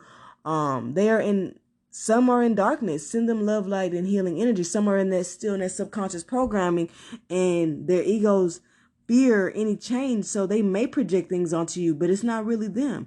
Those are shadows. That's the ego's narratives. You don't have to be in their reality. You don't have to believe their beliefs. You create your own beliefs. And that's what this world's going to have to start shifting into: more acceptance, more compassion of the differences that we all have, and not trying to continue to conform people and make them be what we want them to be just because, oh, that's my friend, so we have to have everything in common. Like I said, commonality is a illusion. But I'm going to have to create this video into another one because it's actually running over. So, yes, I will conclude this for now, but I'm going to pick it right back up into another segment. But yeah, so I ended on, how that you may start to get resistance from the people around you, and you may start to get projections, or they may start making comments, or you may feel like they're judging you. But like I said, you never really know. But love conquers all. Don't fall for the trap of resentment, egocentric narcissism. Dispel the energy of gaslighting with love and compassion. Remember where you started from. Teach, don't judge. Keep the ego in check. No one is better than anyone. Show them they are not the way their mind works, or establish boundaries and love limits, like I like to call them, and love from a distance. But don't harden your heart or close your heart. That's not the answer, because that's only going to affect you. That's why they always say forgiveness is for the other, for you and not the other person. Because when you start to harden your heart, you're stopping your own healing center. The heart is the highest, love is the highest frequency, and the heart is the epicenter of love. So the more open your heart is, the more you allow light from yourself within to encompass in your body and to heal you. That's why if most people who are enlightened know that you can truly heal yourself, and that no one should make you dependent on them as a spiritual teacher, to gain enlightenment, to gain ascension, to gain whatever. You don't need other people. Yes, you can go to people who have had the experience and gain knowledge and gain more consciousness and more tips and tricks. But at the end of the day, you don't have to be dependent on someone else to give you the spiritual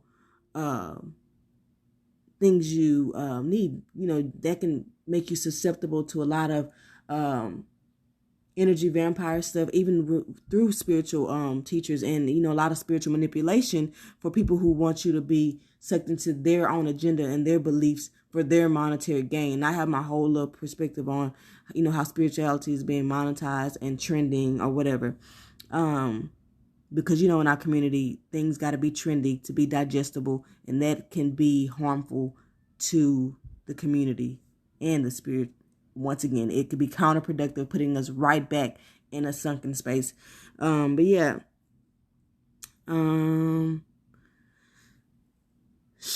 What else? Establish a love ethic, moral compass. I know some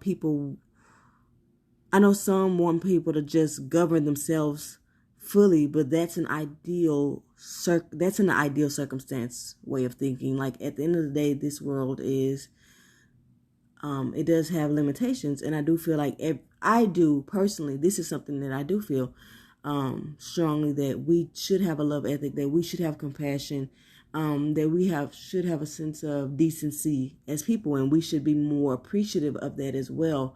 The decency that we give should be more appreciative. This is why customer service sucks, because people are unappreciative. It's not that you have to have an expectation, but it's like, dang, you see so much negativity always gets so much spotlight. All I'm saying is, can we balance the spotlight and give positivity spotlight too? And also knowing that it's not that deep. You just can't handle that people you love, hung around with, or related to may not be as supportive.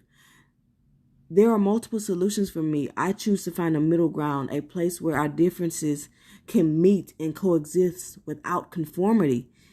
And that comes with the love limits and, taking people for where they are and accepting them. The same way you want self-acceptance, you have to give what you want to receive. The more you give, be the change you want to see. The more you give those things, the more you'll receive them. Be aware of the needs to not neglect self. Allowing the shadow and the triggered reactions to emerge in an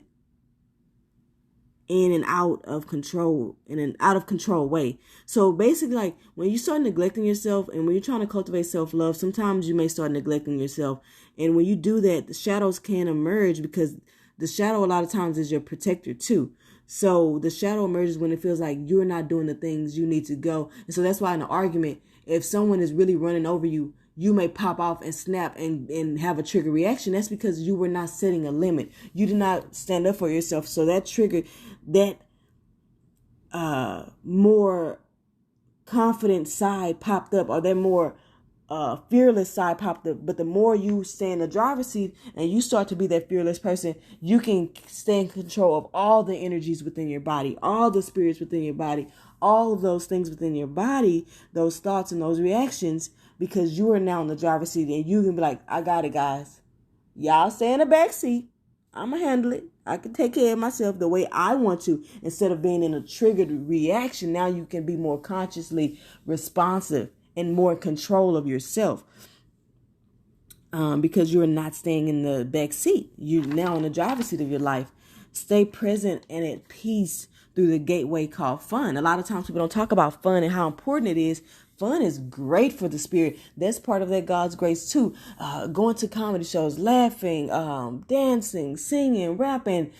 I'm not gonna lie, I beatbox randomly. I sing random songs out of nowhere. I make songs out of the stupidest things, especially with my son. If you have kids, please understand how blessed you are. Your child is a light. They bring joy to you. They do the silliest things at the right moments. They say the right things at the right moments. Like, use them to be a kid again. I'm not gonna lie. My son helps me be brave. When I'm on the playground and I want to swing, instead of looking like a weirdo or adult just on a swing, I'm like, hey, buddy, let's go swing. Come sit on my lap. Or, hey, let's dance. And we'll just bust out dancing in the grocery store. Or we'll bust out dancing in the park. We do things. He helps me embrace that childlike spirit. Stay open-minded, not so rigid to change. Cultivate and manifest your wildest dreams. And with that, concludes the episode of Coming Out the Spiritual Closet. Of course, I have more. That's all I do is talk. But at the moment, that's the majority of my notes that I have. If you have any questions, I also, like I said, my website. Please follow the link on this podcast. I'll try to link it below as well in the description. But I am starting a forum, like I said, to cultivate a community where Black people can come and we can talk and discuss these things, and people can come and say, I'm having these thoughts. And this is a no hate zone, hate-free zone, judge-free zone, shame-free, guilt-free, all that free. Free zone. Safe space. A safe solution space, for all my solution seekers. Please come. Like, you can say, I'm having these thoughts. Nobody's going to say you crazy. If they do, delete it, block, whatever. I'm not playing those games. Keep your ignorant comments to yourself, because you may not understand what some people are experiencing. Have compassion, have empathy for your brother and your sister. Love thy neighbor. So meet me on the forum if you have more questions. And I have a question up right now about, do you feel safe being your true self, your authentic self, in your relationship, friendships, families, communities, etc.? Start there. Do you? And elaborate on it. Don't just say yes or no. Like, why not? And I always say, like, when I do interviews, I like to do coming out the closet. It's kind of like a confession. Confessions are a great way to dispel the Massa Mentality and their ego too. What is something that's secretive about yourself that you feel like no one really knows, that you love? That's a passion of yours. Like, you may be this hardcore nigga, but you love to sew.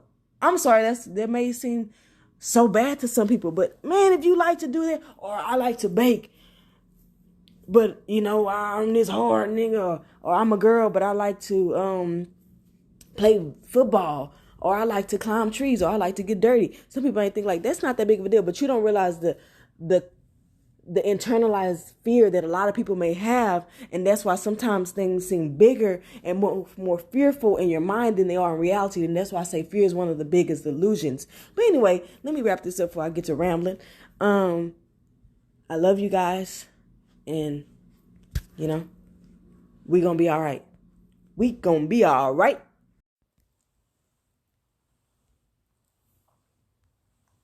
I want to also add about the layers and the aspects of coming out to the spiritual closet, and that here's a couple more ways we may be holding ourselves hostage from spiritual growth through perceived shame, guilt, judgment, and the stigmas around it. You have mental health. You could be in the spiritual closet about that. And I call it spiritual closet because your spirit needs to feel free. And even though the mind plays a major part because it is the interpreter of a lot of the energies that we have through thoughts. The spirit being oppressed and down is what really gets you moving and going. So when you feel like in your spirit it's not safe, then your mind will interpret it as it's not safe. So ultimately it comes down to the foundation, which is the spirit. Because yes, the mind creates false thoughts all the time, but it's interpreting from the energies within you. So that's why I say also intuition is not always safe to listen to, because when you're healing wounded parts of yourself, namely think about the womb, and I'm going to get into this with my activism as well. So as the divine feminine was awakening in this sacral chakra was awakening in a lot of women, it was a wounded energy. And all of the wounds that we have experienced as women, that we have gone through, that our ancestors have gone through, people conjuring up or calling upon deities that may have wounded egos as well through the things that they've encountered in life. We seek out information because the mind seeks answers, not because it doesn't know them, but because it's trying to confirm something that it already is solidified in. So if your ego thinks something negative that's holding you back or limited, then you look for something, you seek these influencers who are speaking from places of wound, places of damage, because their information is damaged as well. Then it's solidifying. Yes, see, I told you, man, ain't no good, because they saying it right here. I told you my relationship is trash, because it's saying this right here, they're saying this and that, and you start attaching all of these these perspectives that are one-sided, instead of harnessing true compassion and love and empathy within the relationship, which to me is what really heals the relationship. You have to quiet a lot of the noise, and that's why I say please don't search social media for like information. That's where that spiritual manipulation comes from.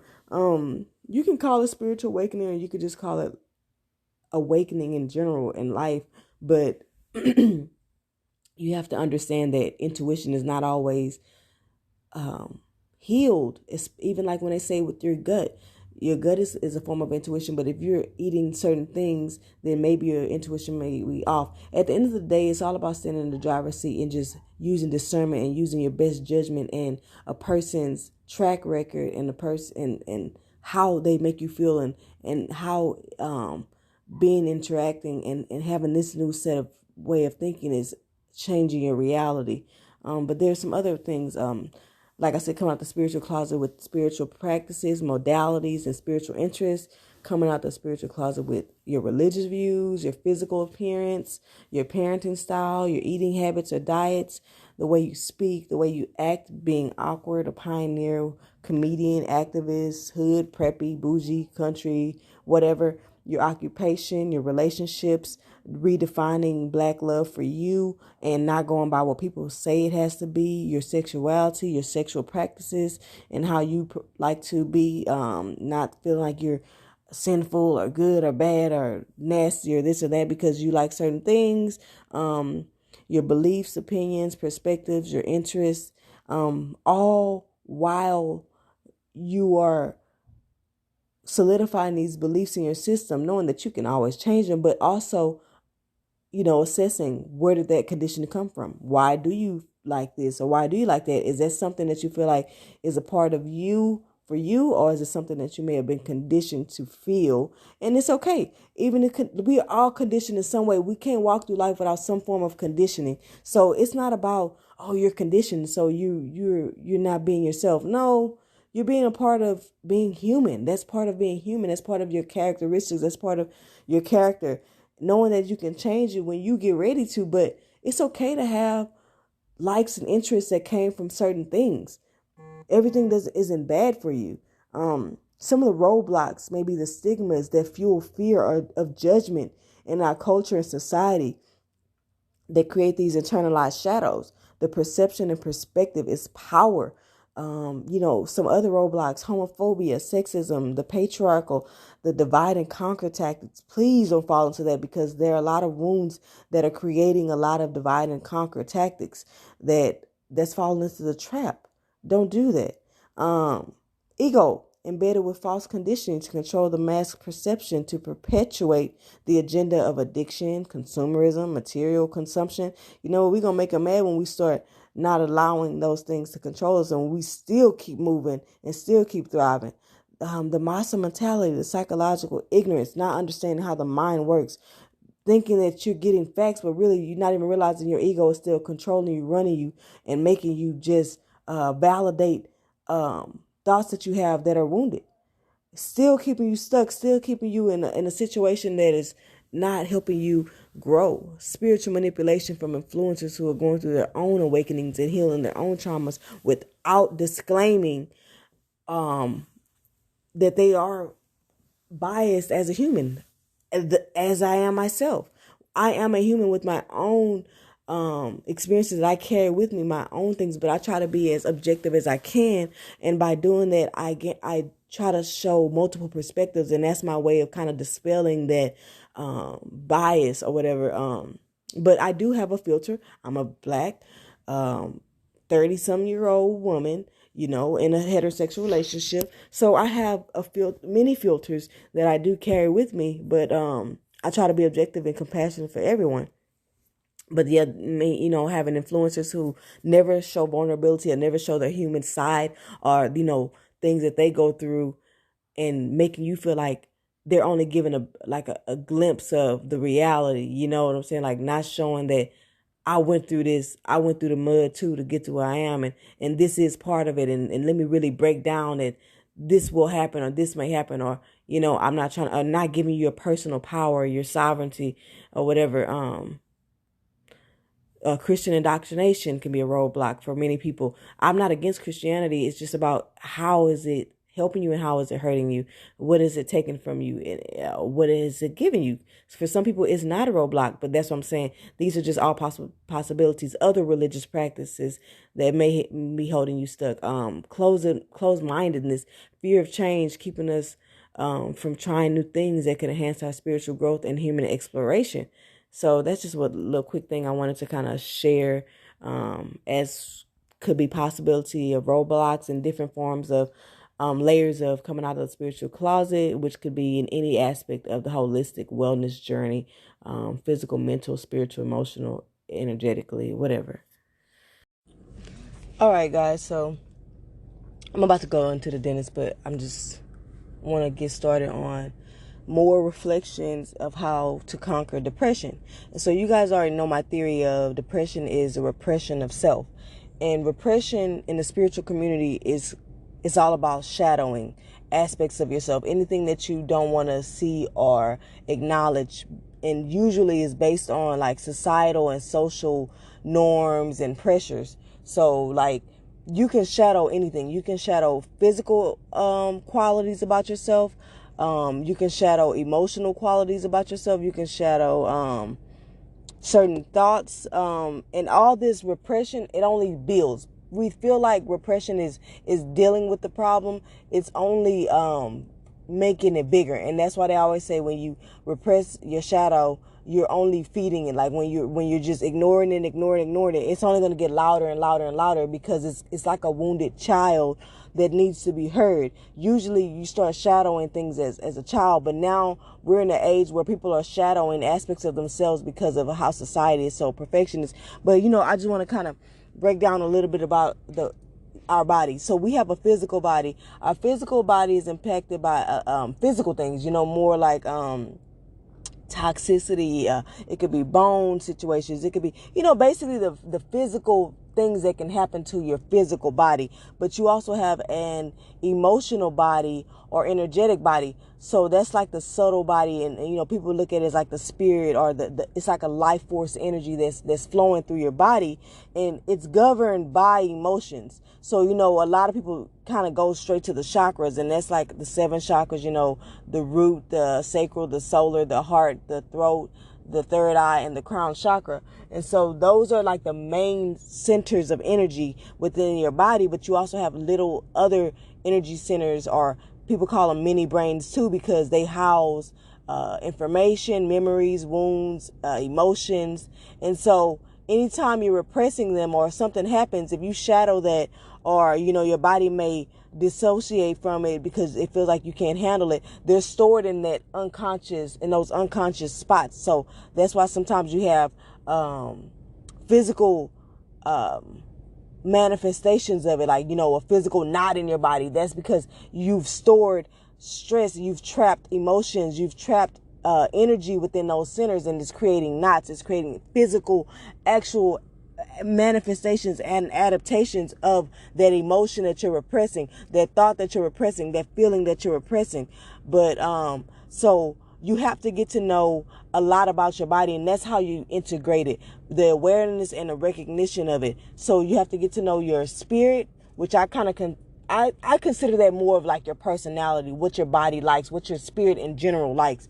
And your spirit consists of your physical body, your emotional body, your inner child, your ancestral trait, which is also what I call the old soul. So different things, different aspects of who you are, you have to figure out what it likes and what works with it, and not be so held to rigidity of, I'm black, so I can't do this, or I'm a girl, so I can't do that. Not being so stuck on and in the box of what you can and cannot do, to liberate yourself and liberate that spirit and give it healing and expression, which is the counteractive healing aspect of depression. Depression is a repression of self. So the opposite of depression is expression. And the way you do that is by, honoring and acknowledging the things in your body that you have shadowed for so long, that you have repressed for so long. So on today, I'm going to clearly do more episodes specifically on, physical or the getting to know your spirit. But today is mostly going to be about the emotions, the physical, like the actual emotions of like sadness, anxiety, depression, anger, and how, we can get to know those and honor them and recognize them and release them and regulate them. Because a lot of us have been going through life not even understanding basically what an emotion is, other than the ones that are socially acceptable. So I'm just going to stop it right here because I'm about to go in this dentist office and then I'll come back and get back with you guys. You won't even really feel the weight because I'm just going to pause it, but whatever. All right, guys. So I'm just now coming out of the dentist appointment, but I have to go back in for a root canal. But I'm getting very intentional about my healing, and that's holistic. So that's any physical things within my vessel, my body, taking care of that, everything. But anyway, so just my experience in this dentist office has so many moments that correlate with this episode right here when it comes to emotions. So I'm going to talk pretty fast because you don't really need to take notes or really pay attention. It's kind of just me venting about what happened, so you can get an understanding of how we have these emotions and we need to start stepping into them, to heal them or whatever, and just be aware of them. So when I first got there was a woman. She was very upset about some situation going on. She was arguing with the other lady, and she was just getting irritated, having her little attitude and whatnot, whatever. But it just kind of like that moment kind of made me feel uneasy.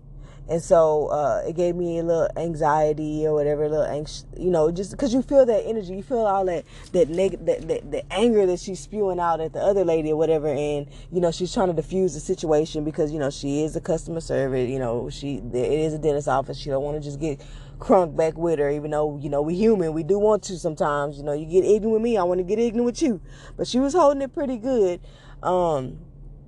Then, okay, so I started filling out my paperwork, and my mind started going like, oh, you have bad luck. Look at the odds. Because she was like, oh, ma'am, you're still not assigned. I need you to call your insurance and make sure they assign you to this dentist.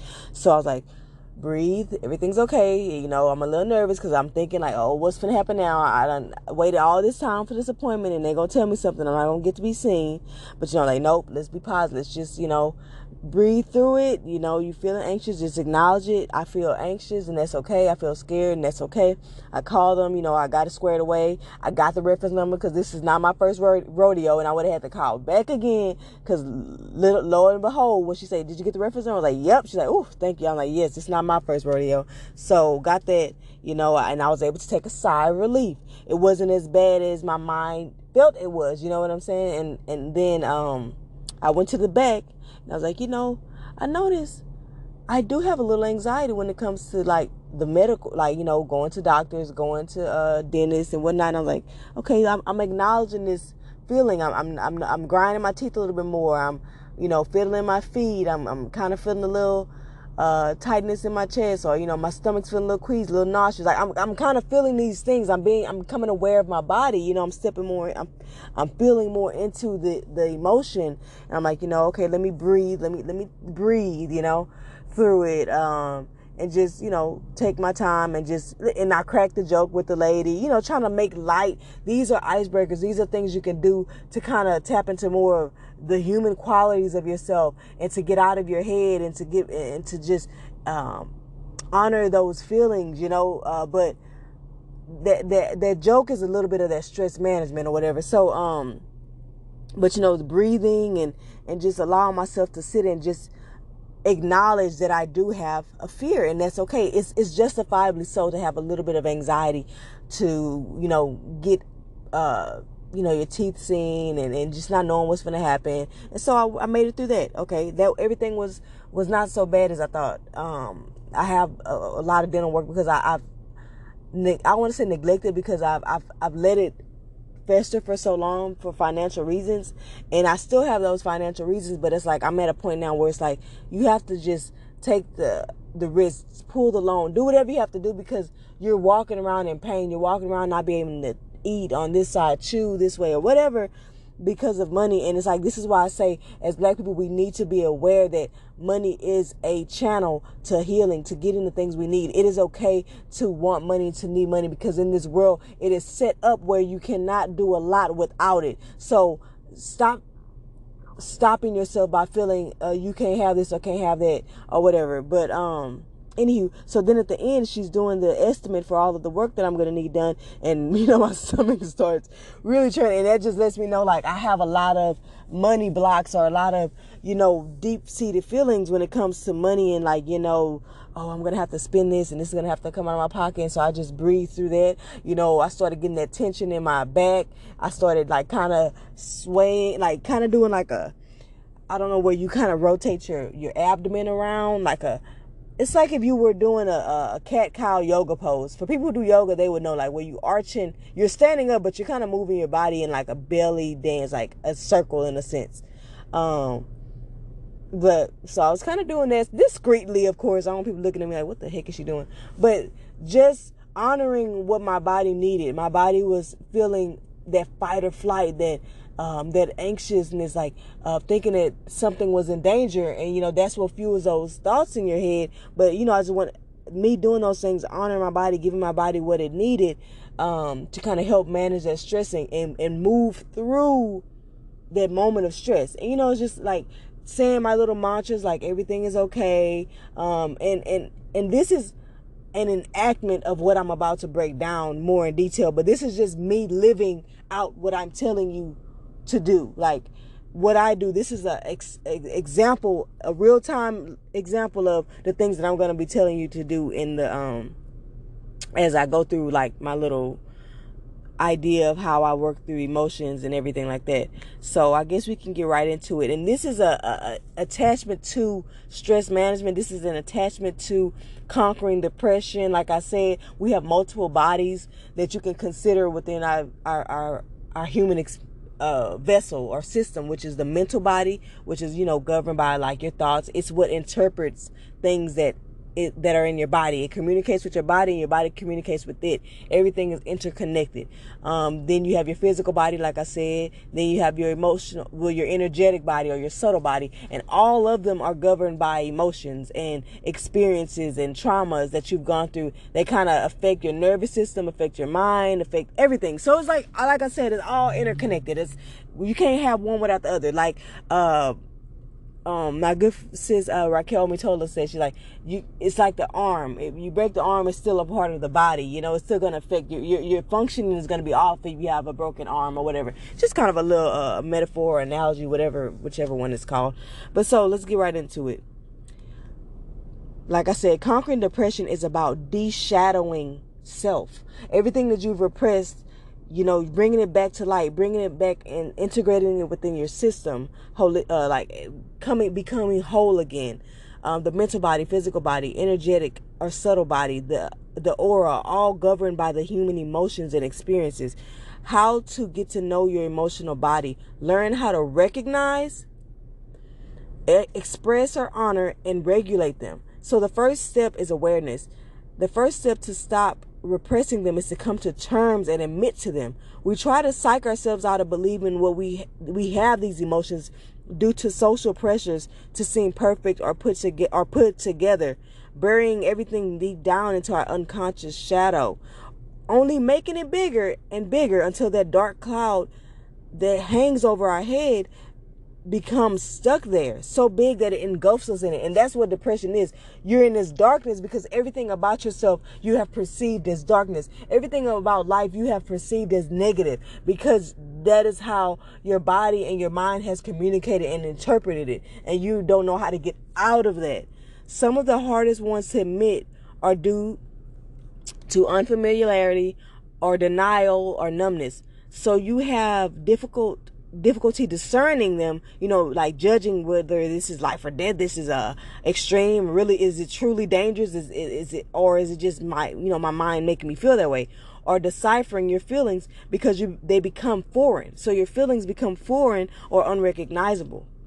These emotions, some of the hardest ones to admit to are when you feel scared, fear, terror, anxious, anxiety, overwhelm, burnout, depression, and anger and rage.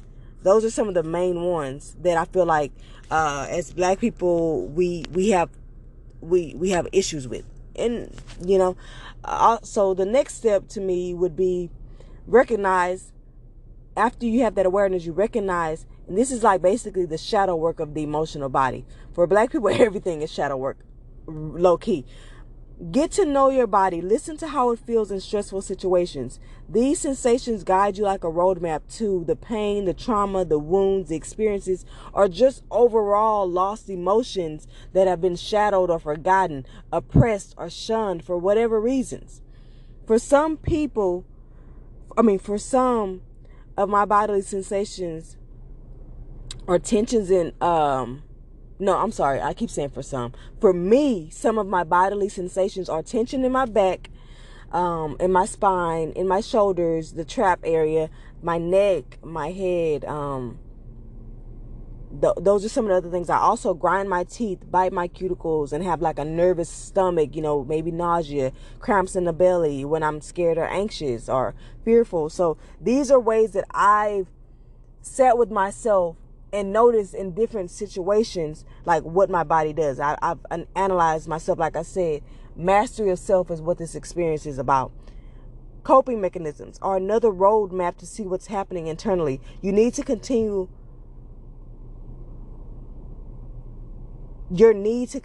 to suppress these emotions comes from not feeling safe. So you use substance or behaviors, like adaptive behaviors, to try to control the shadow or these things that you're trying to keep down. And the ego is a big part of that. Not knowing it only makes it bigger and stronger. You're literally feeding the kitten that you were led to believe was a dragon. And now it's actually turning into one. So you see how it's counterproductive. Like the thing you're trying to repress because society tells you you're bad if you do this. You're weak if you do this. You're broken if you do this. You not expressing it and honoring it or giving it space is actually what's making it fester and making it bigger to the point where it's going to come out regardless. So the more you honor that little kitten, the more it can stay a kitten and not become the dragon that you cannot even no longer control. Look at your thoughts that run in your head that lead you to shop, binge eat, drink, smoke, pop pills, whatever you do that are, considered more addictions or unhealthy coping mechanisms. Because don't get it twisted, coping mechanisms are not bad. It's just about how you allow them to control your life and how you allow them to keep you stagnant. If they keep you stagnant and not moving forward or transitioning through your journey of healing, then they're considered unhealthy to me. But if you can still maneuver through and function through and heal and get to some kind of resolve, then to me they're not as bad as people may say. It may be controversial, But coping mechanisms and addictions.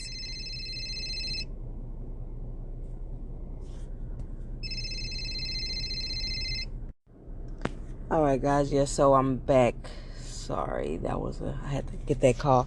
But yeah, so coping mechanisms and addictions can be managed and used to actually help you heal.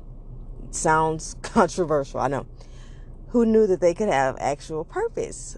In my opinion, you allow the addiction, because you have to think about it. At this point, there is no intervention. It's only you. All you got is you. Everybody can't go into a rehabilitation center. So as long as you're doing this stuff, at least try to have some purpose or intention behind it. You have to use whatever your drug of choice, like weed, you know what I'm saying? For most people, it's weed. Or liquor, whatever you got. Allow that, or that substance or that behavior, to accompany you in transit through those tough moments as comfort, to soothe or pacify you while you search for answers long enough to make some progress. Like, don't allow it to stop you. Like my sugar addiction, I may binge eat a plate of ice cream, but I may get to some answers, and I may get to some kind of epiphany, or I may finish this task, or I may get through it. It's kind of a pacifier. It's kind of a way to soothe yourself, and eventually try to find something that is just as good of a soother as that. And then the more and more you do it, the more and more you just become aware of it and honor it. You won't need it as much. Like, I don't need the sugar or the fruit snacks as much, because I'm like, it's not so bad. Your body craving this stuff because it's fearful. It's like, oh my God, it seems so much bigger than what it is. These emotions, can I really let them out? Can I really express them? Oh my gosh, in your head is making you interpret it as like life or death. That fight or flight, you're stuck in that overdrive, your nervous system. But the more and more you start doing it, and you start taking those emotional risks and just doing the things that kind of scare you for whatever reason, the germophobia, things that we have that are kind of irrational in sense, and not to downplay it, because I have them too, and I'm saying that from experience. But the more and more you just start to actually live them and express them, the more and more it'll quiet, and you won't even need those things. And this is not to say, oh, she's condoning drugs. And like I said, at the end of the day, people are going to sit back and critique everything you say, and I'm not here to care. Like, low-key, like, you're going to say, some things you're going to agree with, some things you're not going to agree with. I listen to people all the time, and I'm like, I don't really agree with that, but that works for them. Like, stop being so judgmental. Get out of your ego, get out of your mind, and just take what you need out of it and leave the rest. But yeah, like I said, pacify you as long enough to get the answers to make some progress. Then use moderation to balance and regulate these behaviors in the long run, in the future. The next big step, so you got awareness, then you got recognition. Now you have express and honor. Once you recognize the emotion based on the sensations in your body and the thoughts in your mind, then you express them. You are human. Like, when situations come up that have you feeling some type of way, express that ish. Don't let people make you feel like you're being unprofessional, extra, doing the most, in your feelings. All these narratives that make us retreat back into that sunken place, or the closet of repression of self. You are allowed to feel. It's okay. That's how we learn and experience life. That's the beauty of being incarnated in a human body, full of sensations. Enjoy that ish. Lavish in it. Sit with them. Sit with those emotions. Give them space, and know sometimes emotions come up and don't have a clear reason. Like, it's not like, oh, I'm at the doctor, so that's why I'm nervous. Sometimes you may just be in your bed and feel like, man, why am I waking up and not, I'm not feeling, 100%. I'm feeling a little depressed today. Or, let me honor that. Let me not like, oh, shake it off. Oh, everything's fine. Yada, yada. No, let me kind of sit with it. Let me delve into it a little bit. Like I said, they don't have a clear reason, but that's okay too. More light is coming within to your body. You're integrating more and more and more. So as that happens, your body is surfacing old wounds that need clearing and healing. And it may not necessarily give you a thought to interpret yet, but thoughts may eventually come up, and you can kind of gauge with those thoughts, like, okay, this is something I haven't addressed before. But sometimes they reoccur, and you got to know that what thoughts deserve attention and what thoughts you're allowed to ignore now, and just label it and move forward. Oh, that's just my anxiety. Bye, bye, bye. Everything's gonna be fine. Be quiet, ego. Be quiet, this. And you have to know which ones. Oh, that's kind of new. Oh, that's a memory I didn't really think about. Maybe that did kind of have an effect on me. Let me reframe it. Let me transmute that energy. Let me kind of shift it from something negative and figure out what I learned from it and move on. And what I've noticed, but yeah, like all these wounds that are coming up that need to be cleared and healed. And what I've noticed is, for a lot of Black people, we've just adapted. And when I talk about Black people, it's not to single us out, because there may be other audience of people, other race that listen to me. This is not a downplay on Black people at all. These issues affect all humans, but my focus is my people, Black people, because I feel like we're very marginalized in a lot of things, and no one is ever focusing on us, and we need representation and healing as well. So everything I talk about is going to be with the concentration of Black people, Black identified people of color, minorities in my when it comes to this type of intervention and healing. But yeah, what I noticed is, for a lot of Black people, we've just adapted a normalcy around this chronic sense of fear or anxiousness that we have to reparent into a mindset of safety and rest, so we can rest and digest. Our nervous systems are in this overdrive. This is why I call it a holistic wellness. It's not just one thing, like I keep saying. It's all interconnected. It's our society is behind on this way of healing, and the more and more we start to realize and get this new level of collective consciousness, we're taking our power back into our hands. We're taking our healing back into our hands, and not necessarily relying on people who are human just like us, who know only what they've been taught. When you keep God in your life and keep God first, your world opens up to a whole new level of realization. Get out of your head and relearn how to communicate. We are having to start over from scratch in this new generation, learning how to stop assuming and just going out there, taking the risk and interacting as human beings. Taking the risk don't mean jumping off a building. Taking a risk for some may be going up to somebody and saying hello, or actually looking someone in the eyes, or actually giving someone a full-on hug. These are things that a lot of people are actually making a phone call instead of a text. You know what I mean? Actually having a human interaction, not so closeted because we care or fear the judgment of others so bad that it's debilitating, immobilizing us from actually living. People always are going to talk. You will never have the ability to change someone. They have to want it, but you can change how you react to them in life. Half the time they can't even control or are even aware of how negative their thought process is. They're stuck in that autopilot of the ego. And some and this is not meant to say like they're less than or we're superior or some kind of hierarchy because we're woke or we understand the ego and we know how to detach from our thoughts.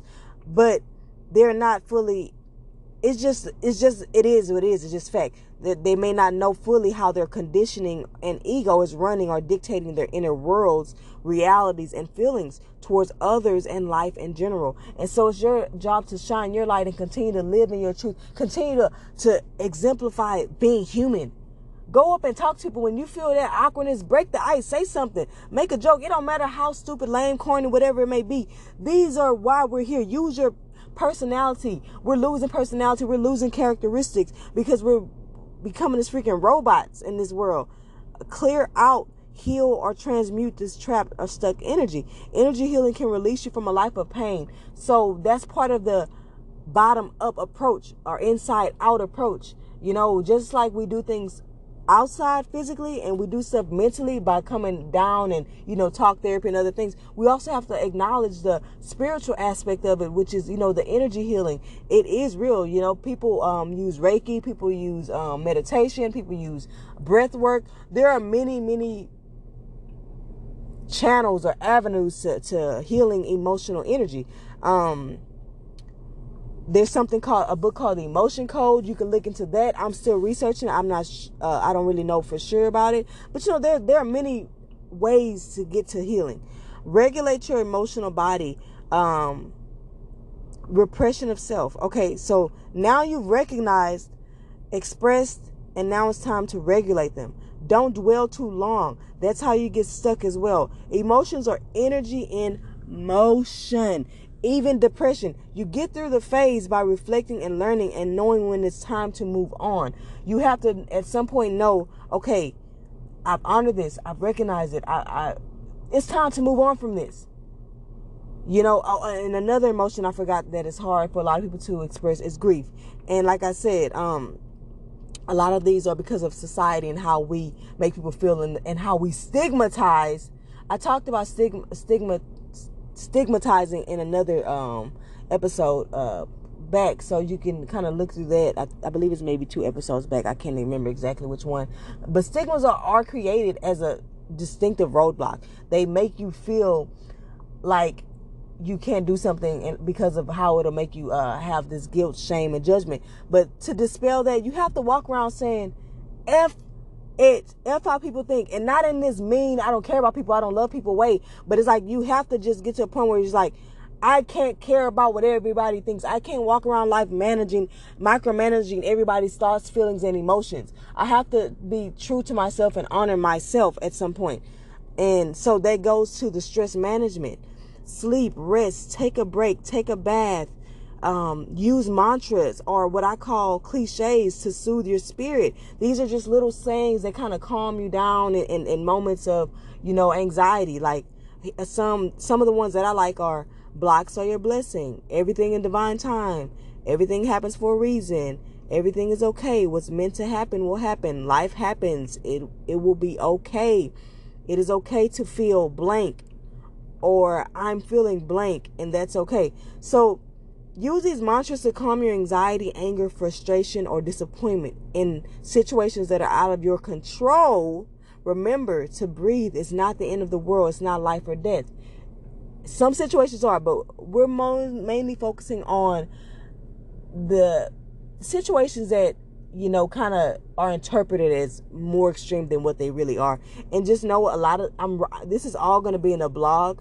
So if you follow the link, to my website, I will be posting these and trying to kind of have a blog that goes with the episode. So that way you can read, print it out, and look at these things written so you can go back and kind of have a guide. Because I know sometimes it's hard to kind of keep up and take notes when you're trying to listen to something.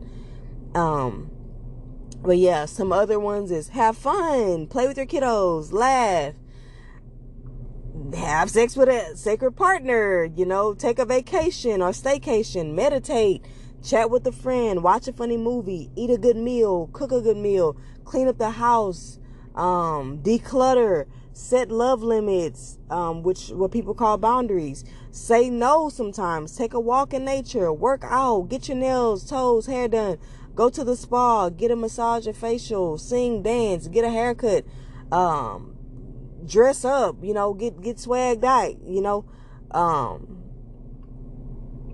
get lit, whatever. Tear some boxes up, pop some popping packaging bubbles. It can be literally anything that makes you calm. Let me. It's time to transition out of this now. These are some of the healthy coping mechanisms that we can use to get out of that stuck state. Okay, now let me open the window now. It's time to let me go outside. I've been in this rut a little bit too long. Let me get myself up, pep myself back up. Let me motivate myself. I've been in this. I've done what I needed to do. It's enough. I have to move forward now. Sorry, my phone's blowing up. Alright guys, so sorry that this episode may sound unprofessional to some people because there's a ringing in it, but like I said, this is real life. I just came back, they couldn't even finish my root canal because I'm gonna get into it because there's a couple things I almost forgot before I get into roadblocks.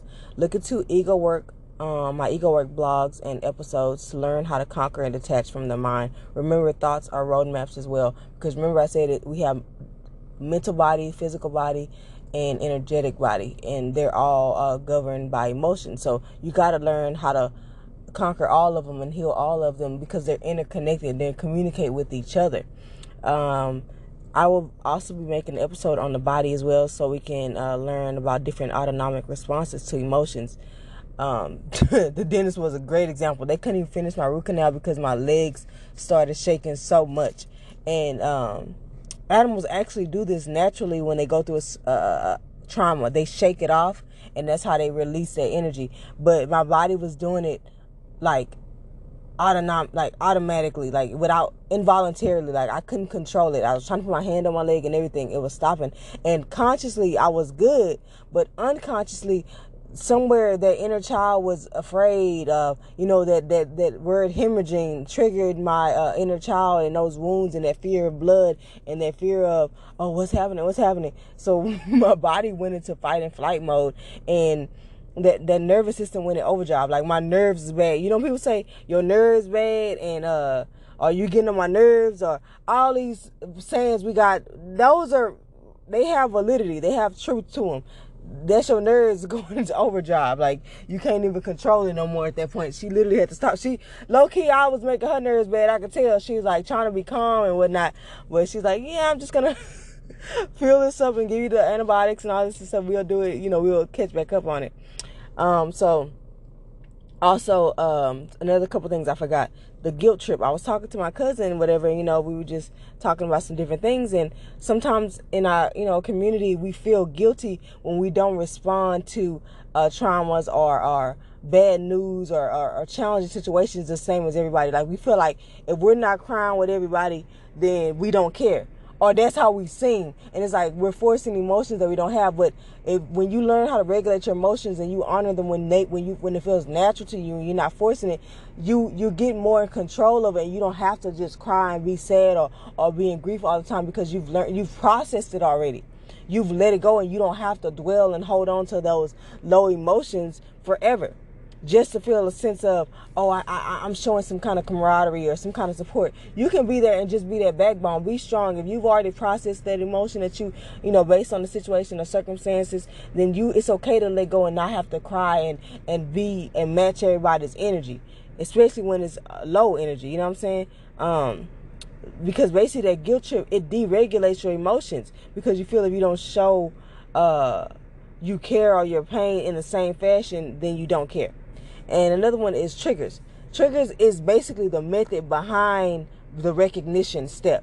So when things happen and you're triggered, it's another roadmap. It's another way to show you, okay, this triggers me. This is kind of like a shadow of mine. So it helps you recognize your emotions or whatever. Next, you got the roadblocks in our culture, community, and society, de-evolving from human to robot. That's my interpretation. Being this strong black woman or man that's very dysfunction is not the word I'm looking for. It's destructive, because you uphold this image, and it leads right into perfectionism, the ideal persona, this image, this mask that we wear, being a saint, a nun, positive all the time, having everything together. And it's like these things are detrimental to our emotions, because if you have to look like those things I just listed, then you're definitely going to be repressing your emotions, because life happens and everything is not going to be peachy keen. Life is about the good, the bad, the beautiful, and the ugly. And like my husband said, it's about embracing and enjoying even the bad and the ugly. Like finding a way to love the storm. Like even when it's raining, it's still a beautiful day outside. Just because it's not sunny does not mean it's not a beautiful day outside. You know what I'm saying? So,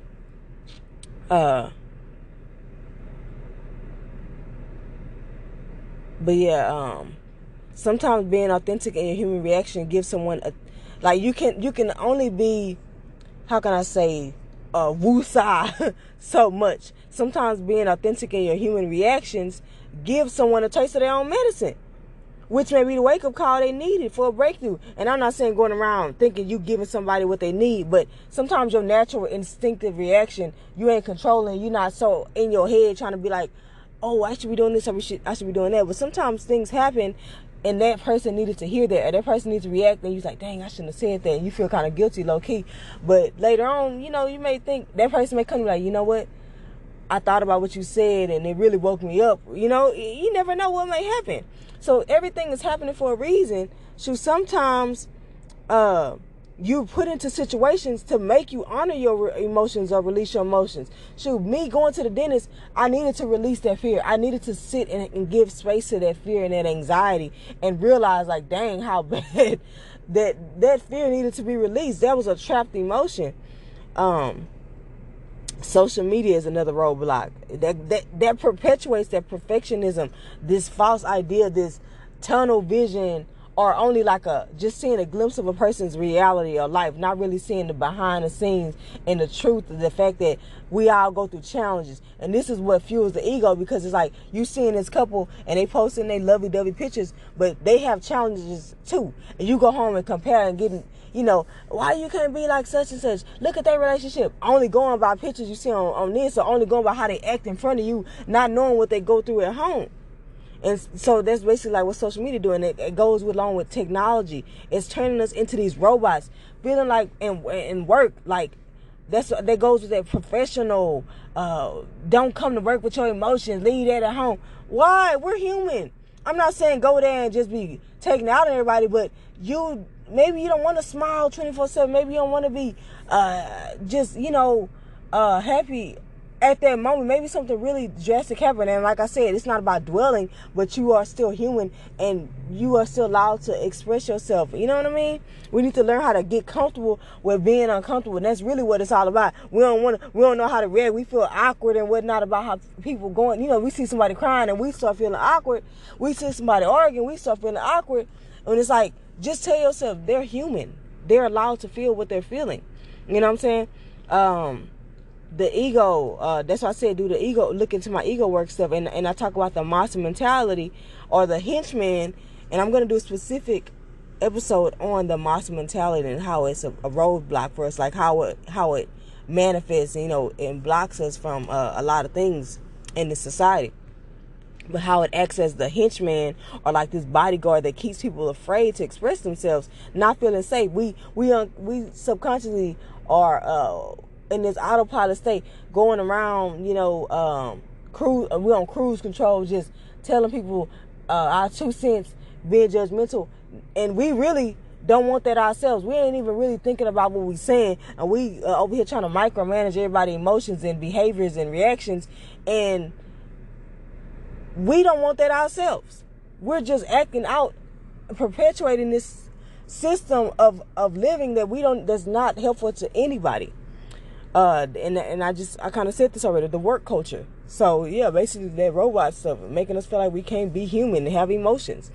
Media depictions. This kind of goes with the persona again, but you know, in the media we see, especially within our culture, like seeing black people like, oh, when they're expressing this or when they're doing that, they're weak or they're lame, or that nigga soft, or this female, she got a bad attitude, she a bitch, or all these things that make women and men internalize, especially black men and women internalize certain things and not feel like they can express their emotions, or women feel like they can't be assertive or angry because they've already gotten this stigma attached to them that they're the angry black female, when we have justifiable reasons to be angry. Be angry, be enraged when things happen. It's not about the emotion. I always say it's not about the emotion, it's about the behavior. You can do and say whatever you want, long as you're not hurting nobody else. That's your business. You know what I'm saying? But yeah, so this just wraps up everything. I hope that you got some good juice out of here, and you kind of have an understanding of emotions, and now you feel a little bit better, more comfortable with expressing them. And like I said, just stay tuned for more videos and more content. I'm trying to, you know, help the community get back to living and being human, and getting out of transitioning from being stuck in your head, and, you know, getting more into living and looking outside and just seeing the light and just seeing how life is a wonderful thing, and it comes with ups and downs and challenges, but it's not as bad or as scary as it may seem. You know what I mean? So love you guys. All right, that's all.